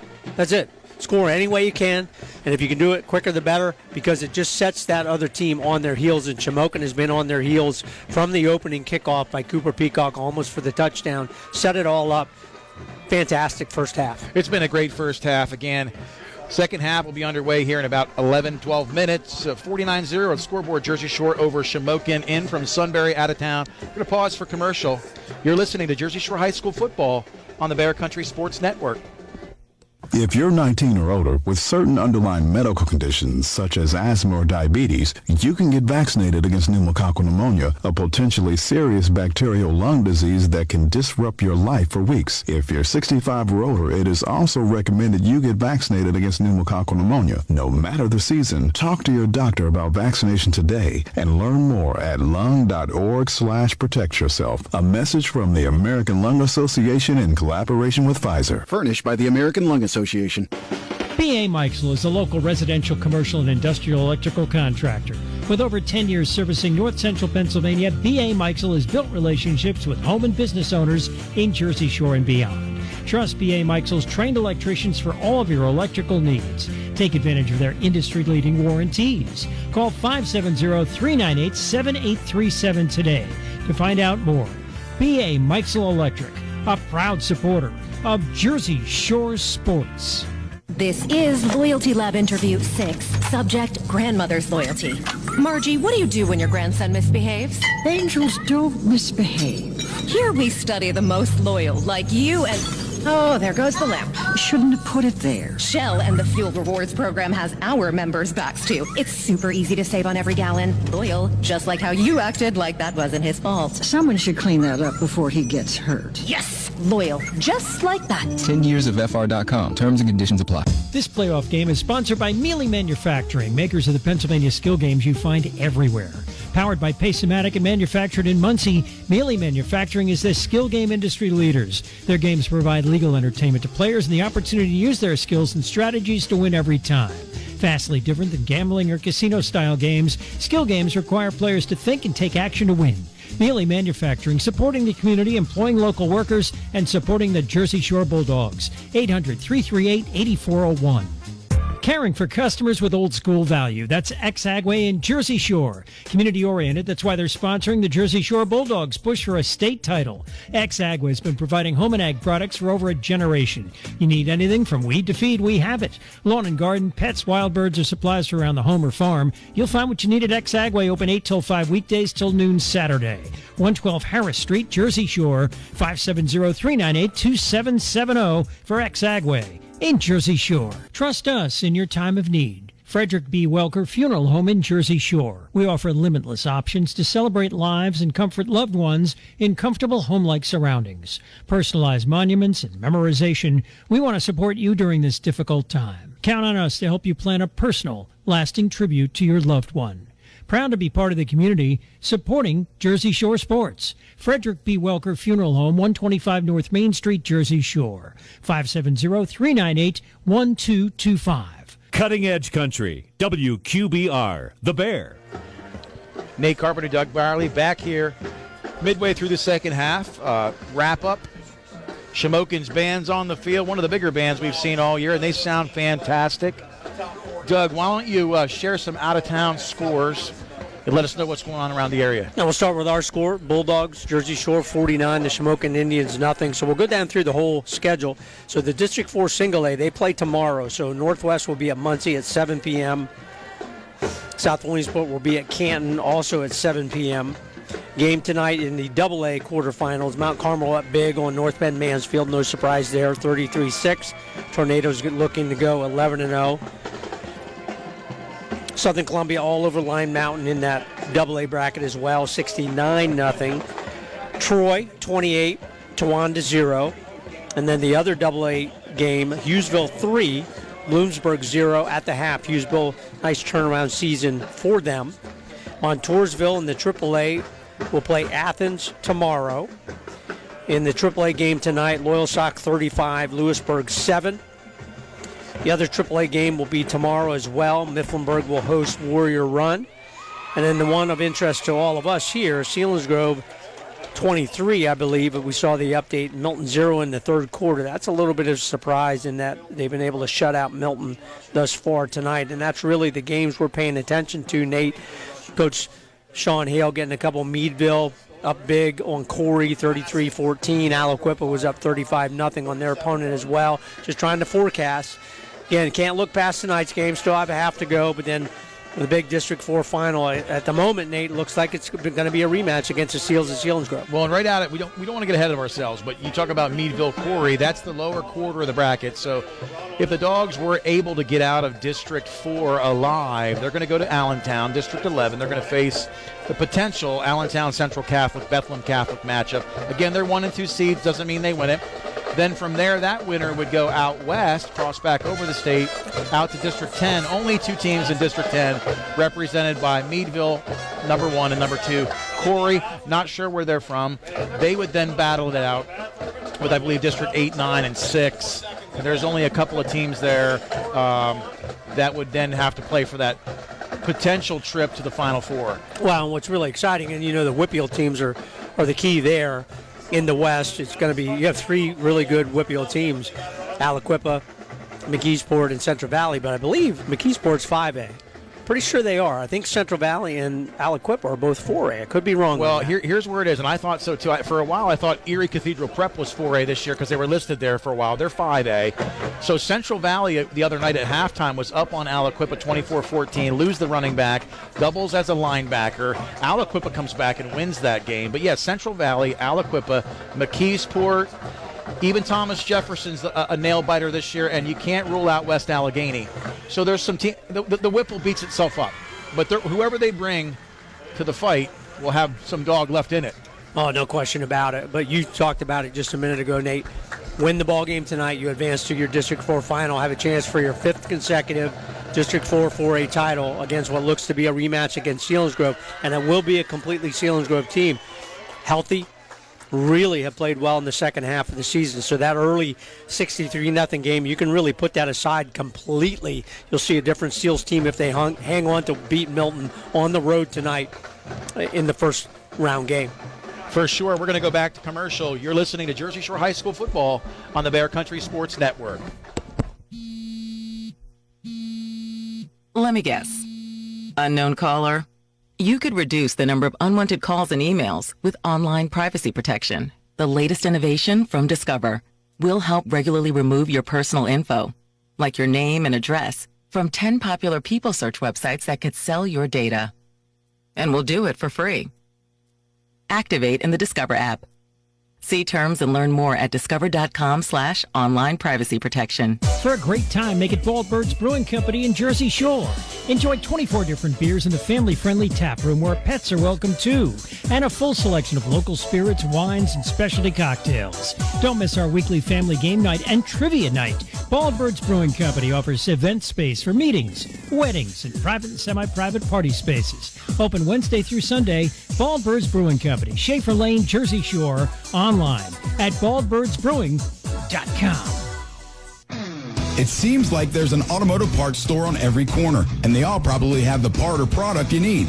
But do they know what you need? And do they know they have it? For automotive parts and knowledge, come to the automotive parts store that has automotive experience, Napa Auto Parts. The staff at Napa Auto Parts has the experience to answer your questions and make sure you get what you need. Napa Auto Parts, Hogan Boulevard, Mill Hall, and Bridge Street, Jersey Shore. Napa Auto Parts, Central PA's trusted source for automotive parts and knowledge for generations. When you think Husqvarna, think GWS Outdoors in Linden. Find everything Husky, tractors and attachments, including snow blades, blowers, chainsaws, generators, and so much more. Expert advice, full selection, Husqvarna. Also featuring Bad Boy Mowers, your premier zero-turn mower dealer, made in the USA, offering residential to high-end commercial mowers. Bad Boy, mow with an attitude. GWSOutdoors.com. Sales, service, and financing, GWS Outdoors, Route 220 North in Linden. Open weekdays 8 till 5, Saturday till noon. Mix a little sports analysis, pop culture, and great interviews, and you've got the Rich Eisen Show podcast. Brownie the Elf. It's this monstrously large logo that few people across the country knew even was existing on the planet. Joining me here on the Rich Eisen Show for a few minutes, Nathan Segura. I just want you to know, J.W. Johnson, our owner and executive vice president, told me he will be happy to send you a Brownie hoodie. I'm sure I can give it to a Brown fan because, what's the phrase? I wouldn't be caught dead in it. But, The Rich Eisen Show podcast, wherever you listen. It's time for an insurance review. Every now and then, you need to know you're getting the best coverage at the best price. So here's a phone number, 570-865-5191. State Farm agent Jason Eberhardt will give you an overview and make recommendations on how you can protect yourself and your family. Auto, home, life, health, property, or business, it's Eberhardt State Farm. Available online at insurejerseyshore.com. Eberhardt State Farm in their new offices, 600 Allegheny Street, Jersey Shore. 570-865-5191. Bear Country, 99.9 FM. We're back. Doug Byerly, Nate Carpenter. It was an awesome first half, 49-0. If you're a Bulldogs fan, if you're a Shamokin fan, it was a struggle. Brett and I did look good at times through the air. The Bulldogs secondary with the interceptions, great punt returns, great special teams. The offense at times operated at such a high pace, rapid-fire pace, that they were invincible. Thoughts for the second half, Doug? Play solid. Another score or two, kind of put the icing on the cake, so to speak, but super first half. And again, our halftime brought to you by Kevin Peacock Disposal, family owned and operated, providing top-notch service for over 30 years to the eastern portion of Bear Country. They give the kind of service you deserve. Give Kevin Peacock Disposal a call at 570-745-7730. And folks, don't forget, sponsorships are still available. Pre-game, timeout, scoreboard, and player of the game as well. Nate, you talk about player of the game all season long. Week 1, Hayden Packer, then Breck Miller, Jersey Shore defense in Week 3, special teams in Week 4, Cooper Peacock in Week 5, co-defensive players in Week 6, Connor Griffin and Peyton Samar, Hayden Packer against Shamokin, Stone Sechrist against Montoursville, Cooper Peacock the last 2 weeks, just a special teams play. The defensive play has been out of just the world in regard to, and he's played well tonight, but we will give it a player of the game, even though we don't have a sponsor for it, coming up here at the end of the second half.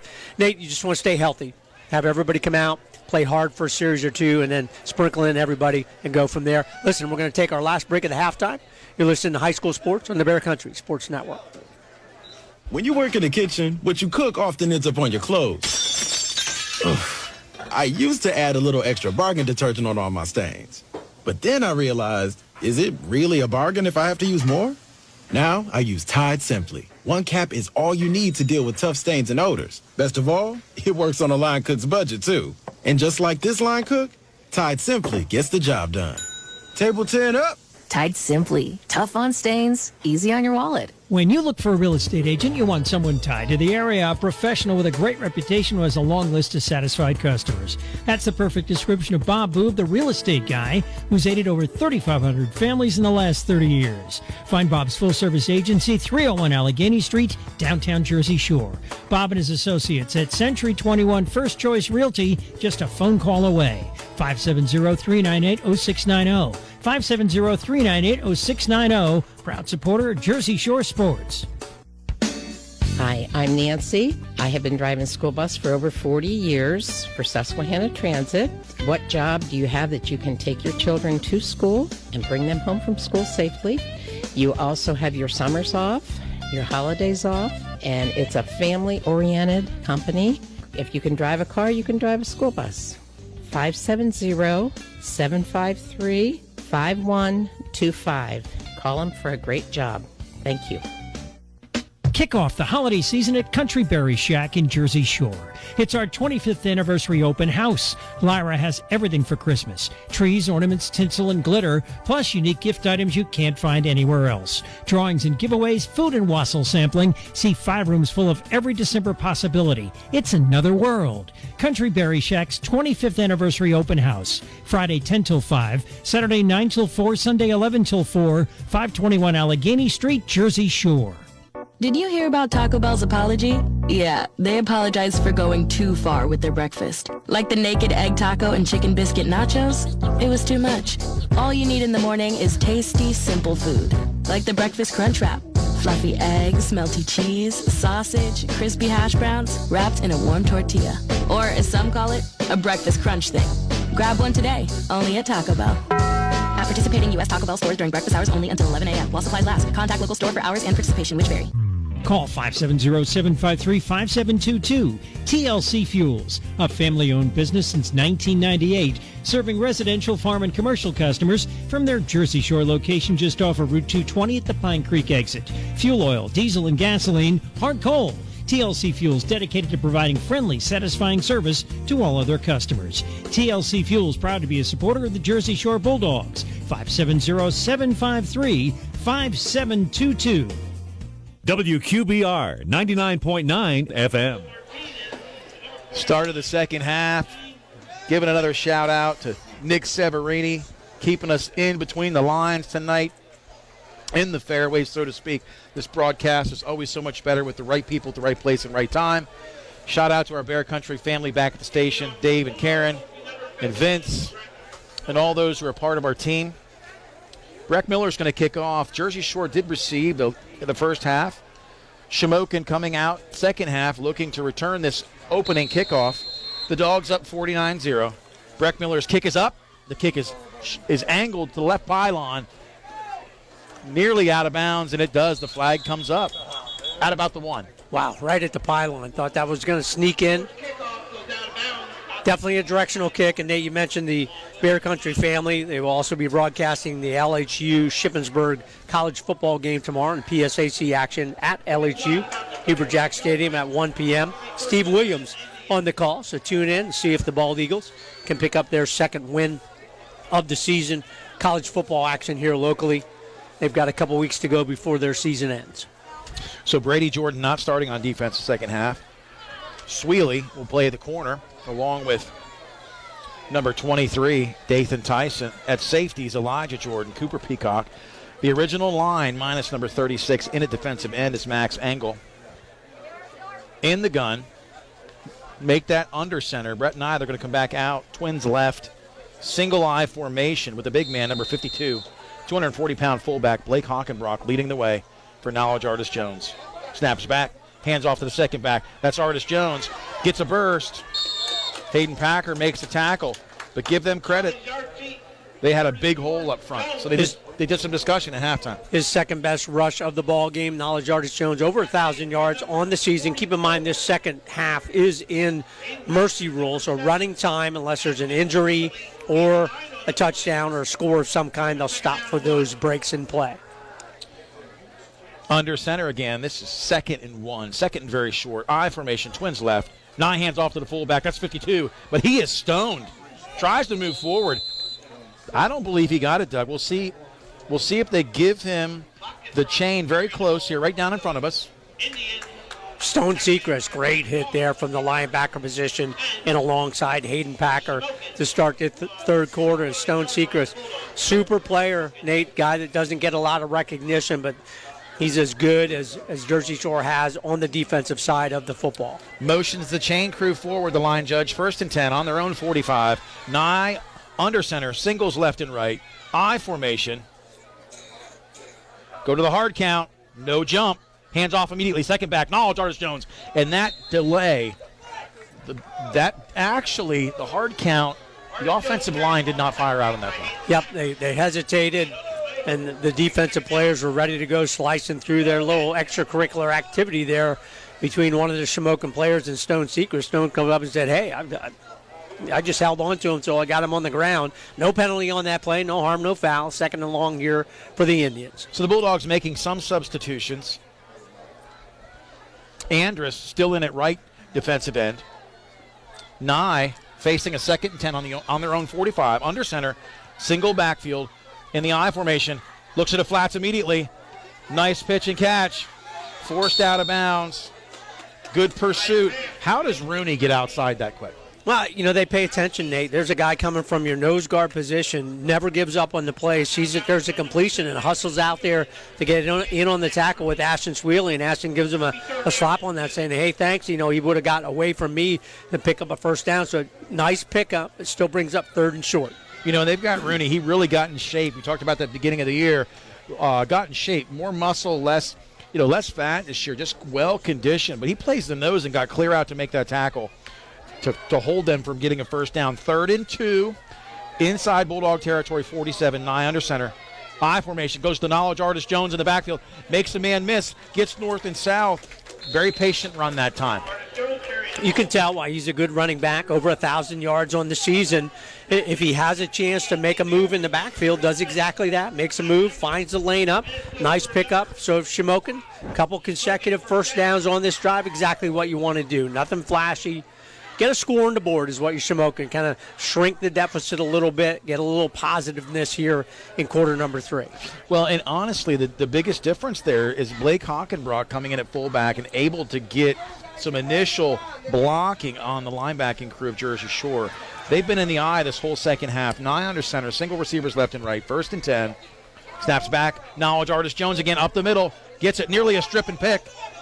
Ball doesn't go to the ground. Another good run. That's going to be another 5 yards on first down by Knowledge, Artis Jones. So the Shamokin line getting some good push here. Nate, you talked about number 63, Hunter Wirtz, 6'5", 340 out of that right guard position. They followed him on that play, and that's obviously he's against Lee Springman. He might outweigh Lee by 200 pounds. Well, listen, he's Game of Thrones big. I mean, he is a big man. We're talking a billboard. You could advertise on his back. But right now, Shamokin doing some things well. They definitely had a conversation at halftime about cleaning up the blocking up front. 2nd and 4, I formation, Nye under center, hands off this time to the fullback. Gets a yard or two. Going to be very close to the first down. We'll see where it's marked.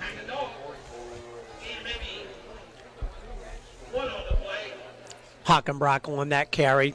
He's a nice player, Nate. Punter, nice defensive player, doing a nice job at the fullback there. Doesn't get many carries, only gained about a yard. But again, 4-down territory if you're Shamokin.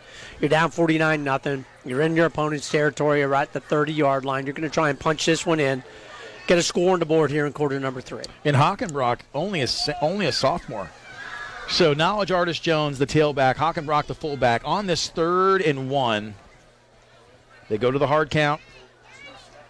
Immediately handed off to Knowledge, Artis Jones. He slips, but he gets forward. I believe he's going to have enough for the first down, Doug. Yep, the official waving that forward. That's Jim Bergen on the Shamokin side. Said, yep, got just enough. Needed 2, got maybe 2 1/4. 3rd consecutive first down for the Shamokin Indians here. Bulldogs continue to shuffle some people in and out on the defensive side, giving people some breaks. Following the pattern, they played really either half or most of the 3rd quarter with most of the starters in the ball game all season long. Yeah, Andrus, Dirkstedt's the general, Rooney, and on the outside here, 53 Springman. Nye under center, 1st and 10. Hands off to Knowledge Artist Jones. He looks to bounce it outside. Springman says, I've been sprung. Interesting little deviation there. Luke Springman, instead of being inside against Wirtz, went way outside.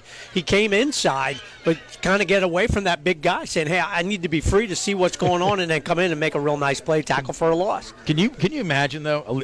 Lee's a tough kid. But being outweighed by 125, 130 pounds, you can't see around a guy that big. And Hunter Wentz, he, like you mentioned, he is a big man. But he got an angle that time, and it paid off. 2nd and 10, no gain on the 28 of the Bulldogs. Nye under center, I formation, singles left and right. Looking at the flats, over the middle. Oh, nearly completed. It was not a poorly thrown ball intended for Ryder Zukowski on the little skinny post, but they did not connect. It's kind of that throw where if you lead him and get him in stride, that's probably a touchdown. He can run away, but kind of right above his head, had to reach up. Could have made the play, but would have been a good catch, but off his hands. Gave Ashton Swaley and Elijah Jordan a chance for the interception, but falls incomplete. So it puts the Indians back in a place they really don't want to be, 3rd and long, but again, probably 4-down territory for Shamokin. And what's tough with the mercy rule and the continuous clock here in the second half, even on that incompleted pass, the clock is still moving. We're down to 5 minutes here in this third quarter. 28-yard line is the spot. 3rd and 10, Nye under center. Fakes the handoff, goes over the middle to the fullback. Well executed. That was intended to number 23, Cam Smith, the senior. And that's so hard to cover because you got people pressure, including both linebackers, coming full steam in Brett Nye's face. So there's nobody there in the middle to cover that fullback when he leaks out. But he didn't have time to make a good throw to him and threw that one right into the turf, bringing up 4th down. That's one thing for the Bulldogs. You don't want that leaking on game film because, if they can be exploited, it would be with a back out of the backfield or that little fullback fake handoff, and they threw it. He was wide open. Just not enough time. 4th and 10. The Dogs stack in the box.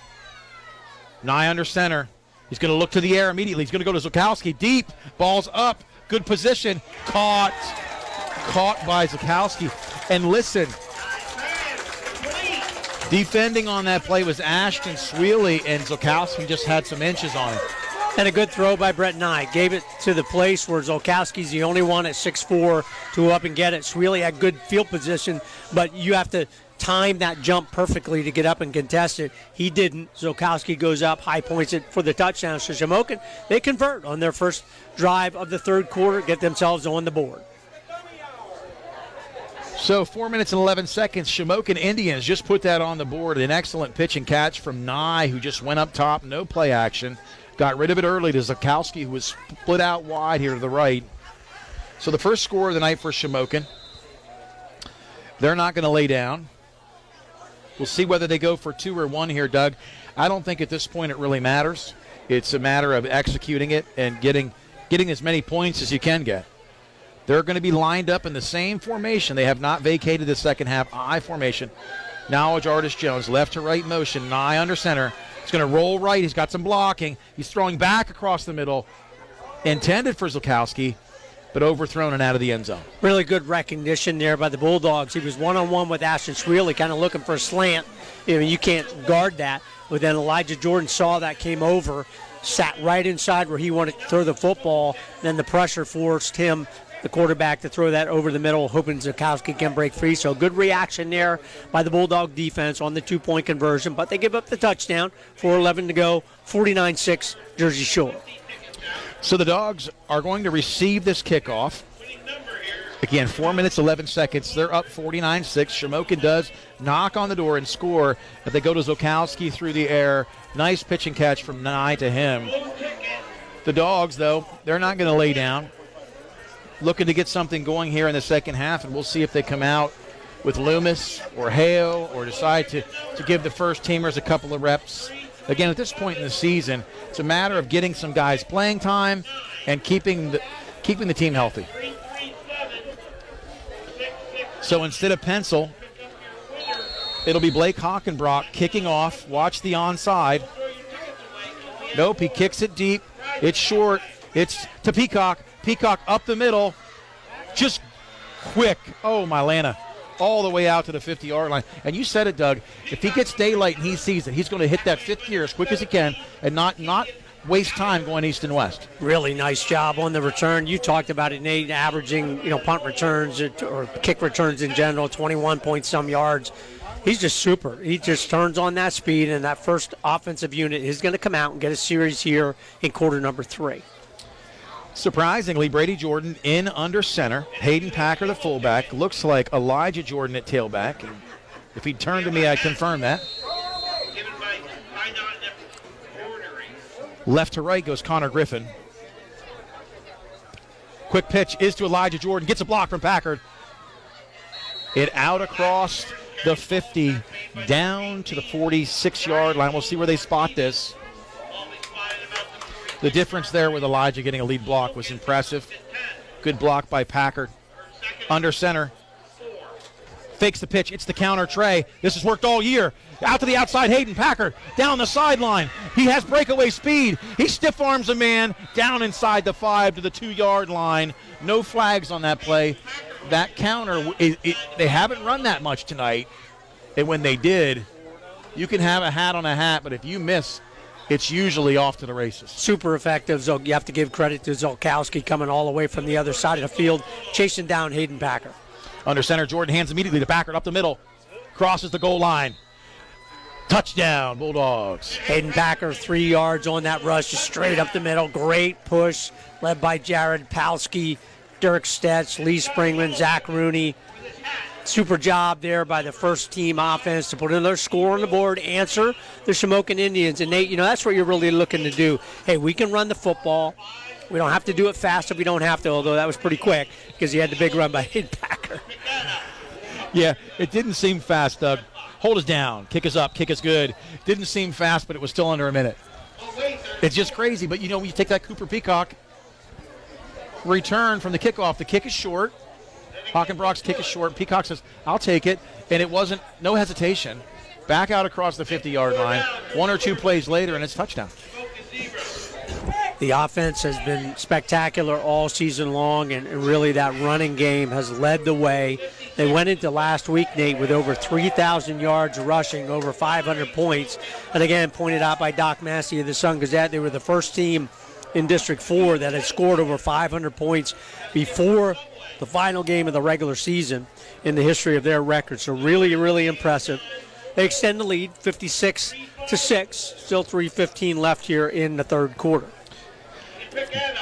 Back to return for Shamokin, number 18. That's Brian Javel Martinez, along with, I believe it's number 49. That'd be Zakeem Clinton, the freshman, 6'1", 210. He's a beautiful athlete. Return from the 10-yard line. Kick is back by Breck Miller. Up the sideline. Immediately hit by number 41. Good closing tackle on that play by Bo Sechrist. And Bo's been a pretty consistent contributor on that special teams. Brody Herr, Bo Sechrist, a couple underclassmen, really solid. Really don't play like underclassmen anymore, Nate. They know what to do. They know where to go. Get in on the mix. Pretty good mix here. The second teamers. Pretty much all second teamers except Elijah Jordan on that defensive side of the football for the Bulldogs. We talked about this week. Breck Miller in at cornerback. And listen, hey, when it comes down to crunch time and you need a Breck Miller, we talk about his ability to play wide receiver and special players like defensive back. He's in at corner.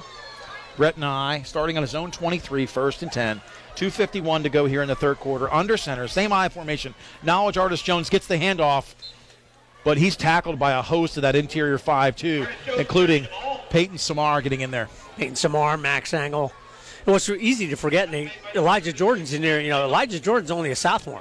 That's what's easy to forget because he plays all the time and played all season last year as well. So this is not quite an all-underclassmen team because John Dammer's in there and Slade Sechrist as well. But you got a lot of young players in here. Ashton Sweeney in the defensive back as well, Paul Hale. Yeah, Paul Hale a sophomore. Ashton Sweeney a sophomore. Brett and I facing a 2nd and 10 on the 23.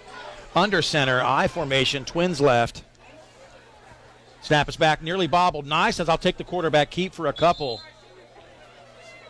Still going to bring up 3rd and long. Nye on the quarterback keep. Tackle made by number 71. And Bulldog defense looking to force a 3 and out here, 3rd and a long 7. They call it 8 on the scoreboard. See if they can get a turn and get that second offensive unit in here for the Bulldogs. Dylan Ross in as well at right defensive end, replacing Andrus. Number 71 also in there. That's John Dahmer. Number 60, Chase Hensler at nose. Under center is Nye on this 3rd down and 8. Hands the ball to Knowledge Artist Jones up the middle. He's tripped up. Whoever made that was a saving tackle right there. Yep, had a hole in Artist Jones. He tried to get the full speed, but a good shoestring tackle there. And the Indians are going to set up the punt here on 4th and 3. Paul Hale and Elijah Jordan drifting back. But love to see Paul Hale get a chance for the punt return here. Yeah, I mean, Paul Hale is speedy. He is speedy. You know, he's been getting reps as a 3rd-string quarterback, but he can be dynamic with his legs. He's more of a dual-threat potential quarterback, and we've even seen that Loomis can run. So punting again will be Blake Hockenbrock at 4th and 3. Snap is back, kick is away. The kick is deep. They're not going to return it. Elijah Jordan picks it up. Good block by Paul Hale. Oh, that's clean. That is clean. Another flag. Yeah, that was not. That was a such penalty. a beautiful That was block. not a penalty there because the defender was looking right at him. Now, you know, maybe the penalty here at the end could have been a hold or what we used to call a clip, but that was not a blindside block there at all. But that one's going to come all the way back, and that's going to come from the point of the foul inside the 20. So the Bulldogs are going to take over deep in their own territory after that 2-penalty punt return. Listen, in that particular block, listen, the second one. Shit, buddy. Listen, you guys are done at the end of the year. Have a nice night. The second block was either a crackback, but the first one was clean. Anyway, let's go back to the scoreboard right now. 27 seconds to go here in this 3rd quarter. There's people fired up here on the sideline. There's some people fired up on the sideline because, you know, the game is out of hand. But honestly, Elijah Jordan let that punt hit the ground. It rolled forever. He did pick it up, which set up a wall of blockers. And Jersey Shore 1st and 10. Ball on their own 9-yard line. Is that Loomis in the game under center? Yep. Loomis misses the handoff. He's going to keep it. Botched play. Botched play on that. And Nate, that'll be the last play. I'm sure Jersey Shore will let this one run out. We're under 10 seconds after that no-game play on 1st down. Bulldogs are going to go into the 4th quarter, 56-6 on the scoreboard. You're listening to high school football on the Bear Country Sports Network. So anyway. Close to 40 years serving the Jersey Shore area community, All Round Tire, your hometown service and tire sales center. Family owned and operated, All Round Tire features Cooper and many other tire brands, including Michelin and Firestone. Make us your first choice, not only for passenger light truck, farm, and ag tires, but also for service, brakes, exhaust, belts, and hoses. And we offer the only vulcanized flat repairs in the area. PA State Inspection 2, open weekdays 8 till 5, Saturday till noon, All Round Tire, Cement Hollow Road, Jersey Shore. WQBR 99.9 FM. We're back here, 4th quarter, 12 minutes. We're going to go to the out-of-town scoreboard. So in the AA, AAA, and Quad A bracket that we have, Mount Carmel 40, North Penn Mansfield 6. Hughesville and Bloomsburg tied up at 3. These are all in the AA bracket. Troy over Towanda 35-7. Southern Columbia 69-0 over Mount Carmel. Loyalsock 42-7 over Lewisburg. And obviously here we are 56-6 Jersey Shore. Well, and it's been a great game so far. Under center, 2nd and 9. Loomis fakes the pitch. It's the counter tray. That's Bo Sechrist, I believe. No, it's Tate down the sideline. He's going to be tackled. No, he's still off to the races. Inside the 50, down to the 40-yard line. That's his first carry of the ball game, Nate. And on that counter tray, really special. Did miss a score, Nate, that we want to make sure we pay attention to. Selinsgrove 23, Milton 0 in the 3rd quarter in the other 4A game. So Loomis in the game, under center, 2 backs behind him. Tate Sechrist the lead blocker. False start. That's going to be movement on Gay. That's going to be movement on Andrus. Andrus did hesitate. He did twitch. And it's easy to forget. Normally, Tate Sechrist will get some carries in the ball game, and that was his first carry. Boy, he made that one count, 50-plus yards. Gabe Andrus as well, trying to get his first carry here in the fourth quarter. Under center is Loomis, first and 15, ball on the 44. He hands the ball directly off to the second back. Makes a man miss. He's still dragging tacklers. Andrus running hard down to the 30-yard line. Good lead block there by Dyson Delaney, still in the ball game on the right side, along with John Dahmer leading the way. That'll be a second down and 1. Andrus gets the handoff up the middle. Good block by Tate Sechrist. Be enough for the first down. Down inside the 30-yard line goes Andrus. We've said this all year, Doug. He runs hard. Runs real hard. Heavy package on that right side with Owen Vandruff in the ball game as well. Singles left and right. Andrus faked the counter to Tate Sechrist. They were in position that time, Doug. Good tackle on the play by, I believe, number 54. That's Chris Denoy. Yeah, good reaction by the Shamokin defense there. But if you're this offensive unit, you want to put another one on the board. Let's be crisp. Still 10 minutes to go in the ball game. Under center is Loomis, 2 back, singles left and right on the second 9. Hands off to Andrus. Andrus running hard to the outside. He's all alone inside the 20. Tries to make a man miss down inside the 10. 5, almost to the 5, pushed out of bounds. Late hit on the play. Late hit out of bounds on the play. Andrus ends up on the cinder track. And they're waving him over. Not sure if he's hurt or not, but he gets up. Officials did a nice job, though, of cleaning things up after that play. That was really kind of unintentional. The Shamokin player didn't really want to throw him that far, but they were right on the sideline, still moving forward. Andrus went onto the cinder track very hard, so he's going to come out of the ball game after a really nice run. Brody Herr replaces. Andrus ran hard and ran tough on that last play. He's going to be okay. That's going to be a 1st and 10 now. Brody Herr enters the game. Going to be 1st and goal, Nate, from the 7.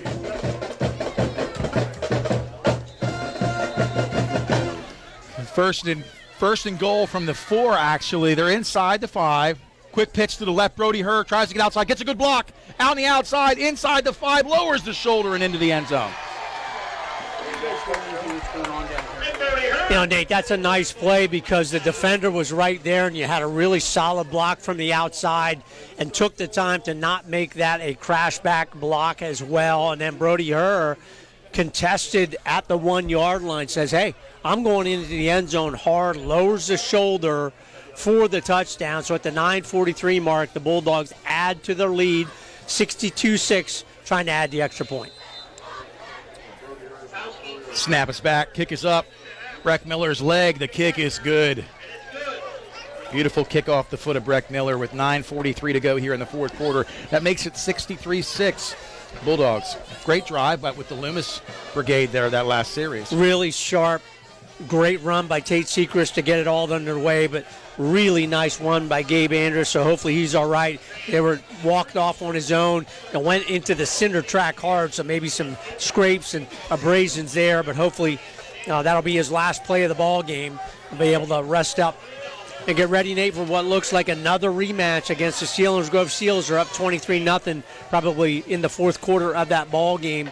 So the Seals look like they're going to return to Thompson Street Stadium for a rematch of a game earlier this year that the Bulldogs won big, but totally different team coming in here at playoff time. Yeah, for sure. Selinsgrove is having their way tonight with Milton. We'll see what that final score ends up. Selinsgrove big, usually fast, execute well, great punting game. So regardless of what happens tonight, it will be no easy road for anybody. It's, as we talked before, one and done. You got to play every week. Breck Miller's kick is up. Line drive to the left side. Going to let that one roll out of bounds again. So the flag is thrown. That'll come out to the 35. And Nate, just one more comment on the potential matchup with Selinsgrove. The key is Selinsgrove for tonight, they wanted to shut down Xavier Minimum, the really outstanding running back. And if you do that, you force Milton into doing things they don't want to do. And obviously, Selinsgrove focused on that, shut them down, going on to a big win there on the road at Milton's Alumni Stadium. And you know they're looking to come in and saying, hey, you kind of embarrassed us in week number 2 when we were really banged up. We're going to prove that we're a good ball team coming in at 9-2, trying to steal away that district title. Absolutely.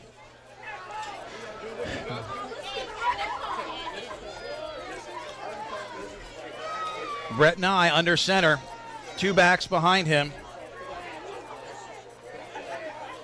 Snap is back, pitch to Knowledge Artist Jones around the right side, has a hole, has some daylight, gets to the outside, sprung for a couple of yards. The Shamokin Indians, Nate, Brett Nye, Solkowski, and Knowledge Artist Jones just trying to add to their legacy. You know, they've been solid the last couple of years. Every year they're 4-6, 6-4, 5-5. They make the playoffs every year. You know, they beat the teams they should beat. They have trouble against the teams that are good or really good every year. They just don't seem to have that offensive consistency to keep them in these type of ball games.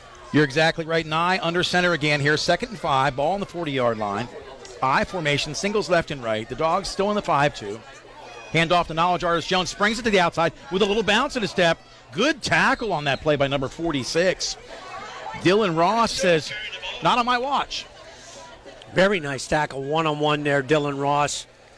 And the second, third teamers in here on the defense really kind of sprinkle everybody in. And what's really exciting, Nate, coaching staff again trying to get everybody on the sidelines in a ball game, in a playoff game, in a district game, just to get used to that feeling on the field in a different presser type of situation for the Bulldogs.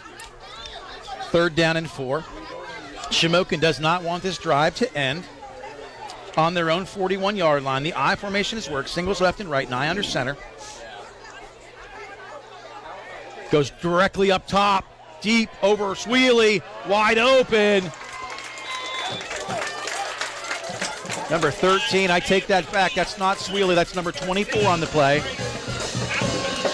Talon Malk, so check that. Talon Malk on the coverage. Boy, that's a tough matchup for Talon Malk. I mean, that's a senior against a player that doesn't get to play a whole lot and is really outsized. I tell you, Nate, Zakowski, he's pretty good. I mean, you get him in open field, he's got the athletic ability to go up and make some plays, and that was a good throw by quarterback Brett Nye. Brett Nye on a dime there. You know, that throw was up top and perfect, well-timed.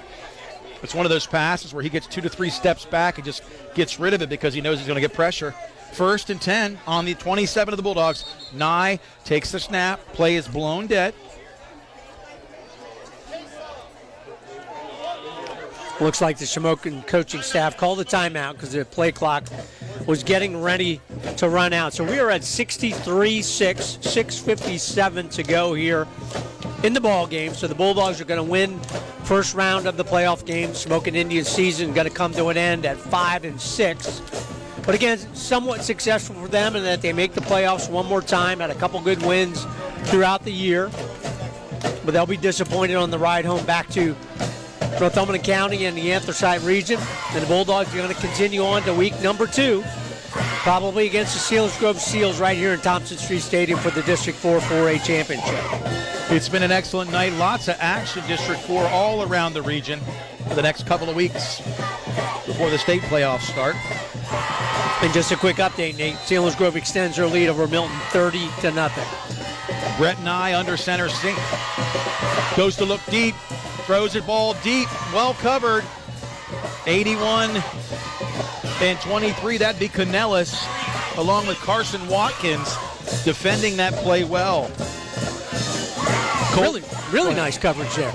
Colton Lynch, he's a 6'3" senior, and he was the intended receiver. The secondary was where they needed to be at the right time. It's surprising they don't go to him a little bit more because he's got nice size, not quite as big as Zolkowski on the other side, but he's got a size advantage to everybody in right now for the Bulldog defense. So Nye under center, 2nd and 10, ball on the Bulldog 27, 6:10 to go here in this game.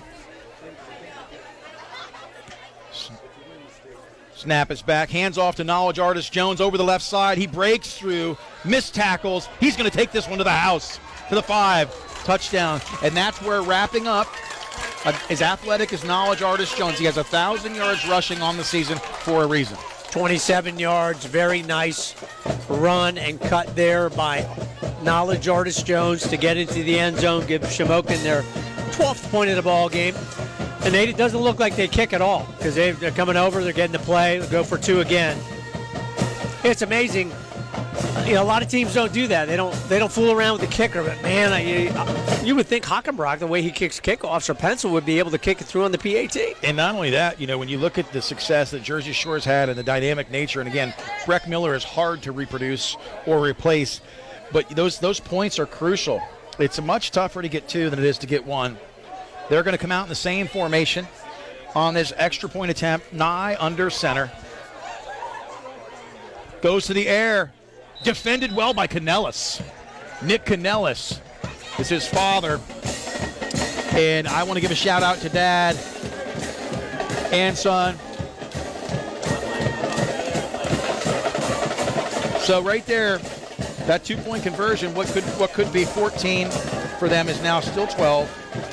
63-12 is the score. 6 minutes to go here in the fourth quarter. Really, one of the only times the clock does stop is on a touchdown.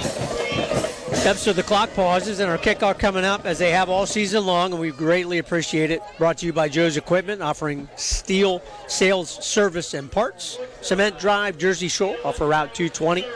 Give Joe's Equipment a call at 570-398-1391. And again, our kudos to River Valley Internet for providing the bandwidth we need to bring you this broadcast. River Valley Internet, we never forget, you have a choice. You know, we haven't seen Pencil much this second half. I wonder if he was taken out for a reason. Obviously, it could be an injury. Who knows? We don't know. But the kickoff duty's now to Hockenbrock. Back to receive are the starters, Elijah Jordan, Cooper Peacock. This kick is a little bit short. It's going to go to Tate Sechrist. Tate Sechrist takes it, goes north and south, hits the hole hard, dragging people out to the 45 with a full head of steam. I don't even know if I want to make contact with that. I was thinking the same thing, Nate.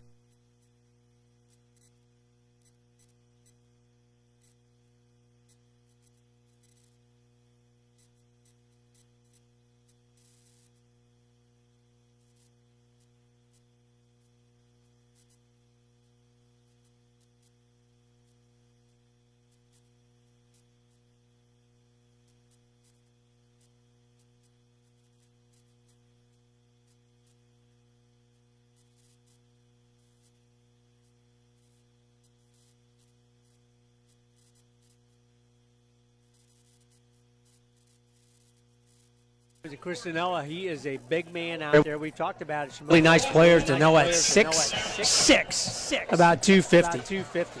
Yeah, he is a big man. Big man on campus. 5:19 to go, 63-12 right now. It's Paul Hale has entered the game. Under center is Paul Hale with Bo Sechrist, the up back. Brody Herr, the tailback. Brody Herr gets it, tries to get outside. Excellent tackle on that play. Zalar, been a nice player all game long. Probably their best player, Nate, on the defensive side of the football, where he's supposed to be from that defensive tackle position. He's very good. And just that quick, it's a 3rd and 12 for Jersey Shore. Here under the lights on Friday night, this is the first round of District 4 playoff action between Shamokin and Jersey Shore. Scoreboard reads 63-12. 3rd and 12 on their own 43. Paul Hale under center.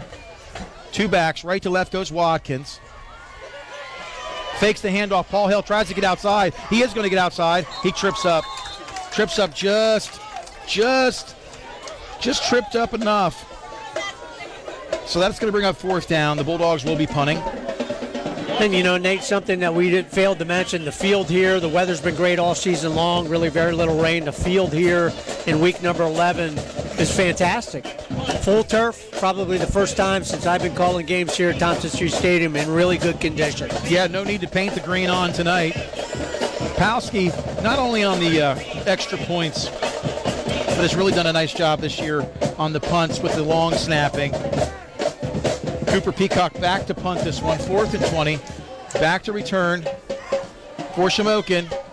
It's kicked deep. It's a boomer to number 7. It's muffed inside the 10. Picked up. Tries to get out of bounds. That's a clip. Flag is thrown. The ball's on the ground. That could be a safety. think that's Max Engel. He just obliterated that young man in the end zone. Number 7, Mumford muffed it and bounced. And he's coming off with his hands on his hips saying, wow, they're going to call him down, Nate, at the 1, kind of just like they did with Connor Griffin. But Mumford got blown up on that play. Big play, Max Engel. Well, let's talk about how that all goes down. It looks like Peacock's just going to pooch one, right? And it comes off his foot like a rocket. Out kicks Isaiah Mumford. He muffs it inside the 10, tries to pick it up, ends on the ground. He just crushed down by the goal line. So 3 minutes and 31 seconds left after that scrum of sorts. Clock has started. 1st and 10. Shamokin on their own 1-yard line. Zakowski out here, split out to the left. Another flag comes in. We'll see if this is an illegal substitution or 12 men on the field. You know, Nate, if I'm Shamokin, I go right to Zakowski. You know, he's 6'4". He's matched on one-on-one with Carson Hawkins, only a sophomore at 5'10". Huge physical advantage, one-on-one here out on the left side of the Shamokin offense. So, credit that, check that. Not Shamokin, but Jersey Shore had 12 men on the field. They take a man off, so now that gives Shamokin the breathing room they needed from the 1-yard line out to the 6. 3 minutes to go here. Nye under center. Look to them to go up top. And they are, just like you said, Doug. They're going to go up top to Zakowski. Nearly picked off by Canellis. Good position. Ball hung in the air just a little too long. Hung up there. That's a tough throw under a little bit of pressure was Brett Nye, but a really good reaction here by Canellis. And nice one-on-one coverage by Carson Watkins, only the sophomore against the senior Zakowski. So the secondary doing a nice job here in the last couple of passes. Some young guys, some inexperienced guys, but they're stepping up. Travis Rockwell coming in on the nose guard position for the Bulldog defense. 2nd and 5, Nye under center. 2 backs behind him, twins left. Hands off second back, there's a gaping hole. Number 14 carrying the rock on that play. That's Kadir Lovelace. I think for Shamokin, Nate, just trying to end on something positive, maybe something exciting. You know, get another score here just to add to the scoreboard, kind of leave the game a defeat in the end, but maybe with a good feeling. Absolutely. You know, the nice thing is the Dogs have really had an opportunity again to get some solid reps this second half. And offensively for Shamokin, predominantly their starters.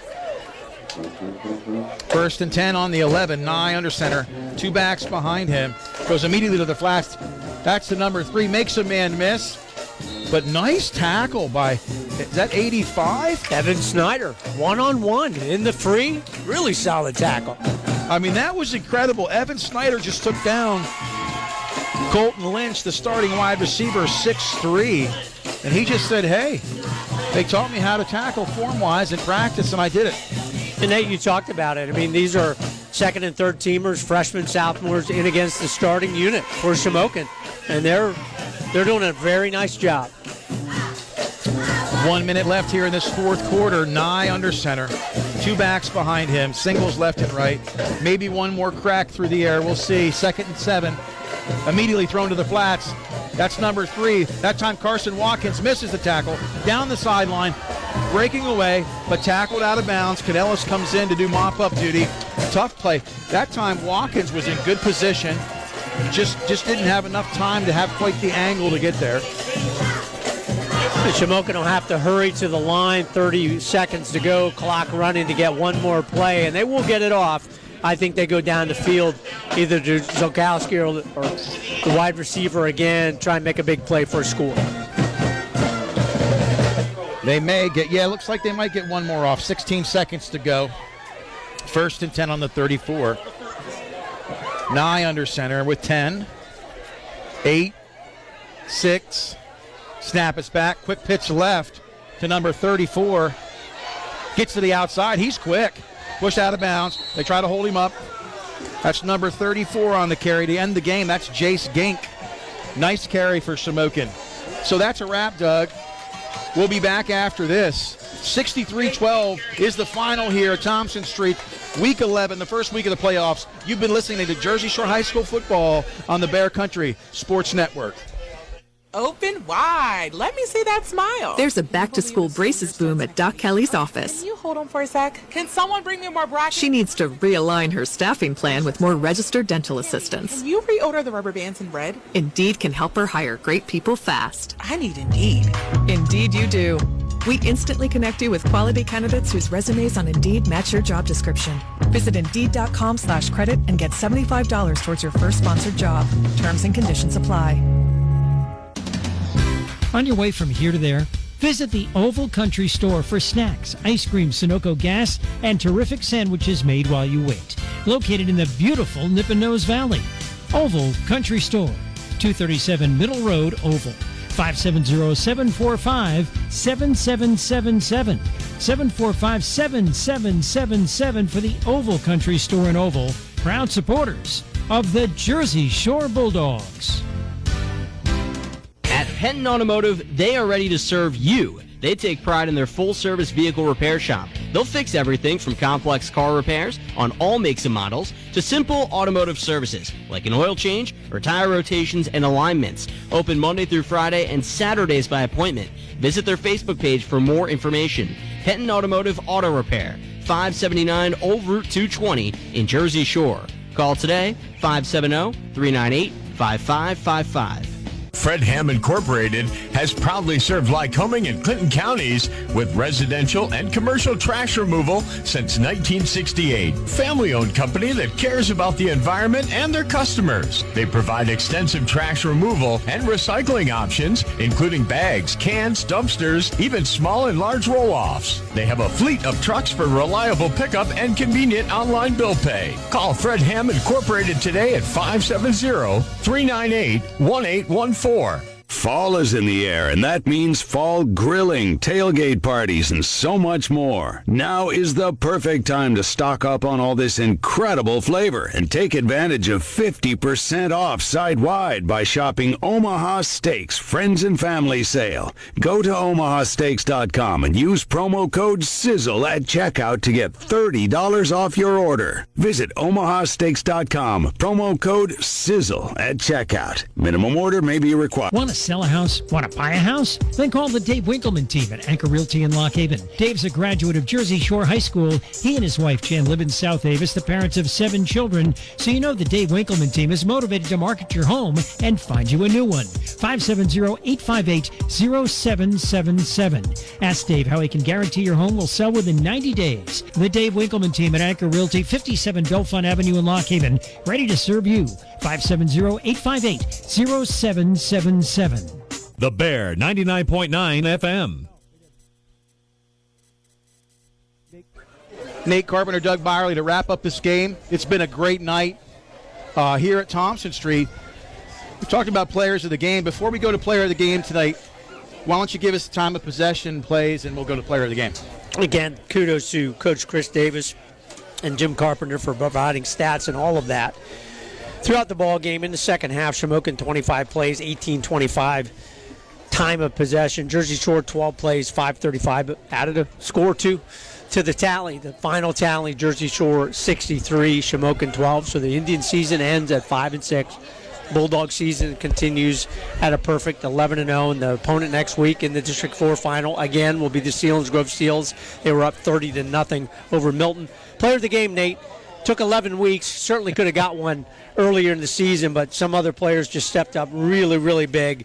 Brady Jordan, all in the first half, 18 for 148, rushing 3 TDs, 5 or 6 through the air, 3 TDs, passing for 120 yards in that first half. Really solid Super Bowl game for Brady Jordan, leading the offense, defense really, really well. Played start to finish, and the special teams spectacular as well. And we have to mention Connor Griffin, 2 INTs, almost one with the pick 6 as well, with a great return on that. So the Bulldogs win, Nate, here in week 1 of the postseason, 63-12 over the Shamokin Indians. Yeah, it was a great night. From our house to yours, from our whole Bear Country family.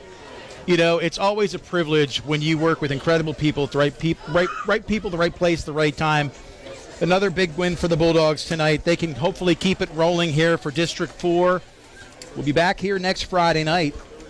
I'm just going to sign off tonight, Doug. It's a great day to be a Bulldog. See you next week. You've been listening to Jersey Shore High School football on the Bear Country Sports Network. Thanks for listening to tonight's game, brought to you by Susquehanna Transit, All Round Tire, Jiffy Market and Deli, Bob Boob Real Estate, Jason Eberhardt State Farm Insurance, Anchor Realty, Penton Automotive, Country Berry Shack, Fredham Disposal, Oval Country Store, Napa and Jersey Shore and Mill Hall, B.A. Mikesell Electric, TLC Fuels, Welker Funeral Home, Ex-Agway, GWS Outdoors, Pennsylvania Skills, Kevin Peacock Disposal, Joe's Equipment, and River Valley Internet. Thanks so much for being a part of our sports family. The Bear Country Sports Network back soon with more from the Bear.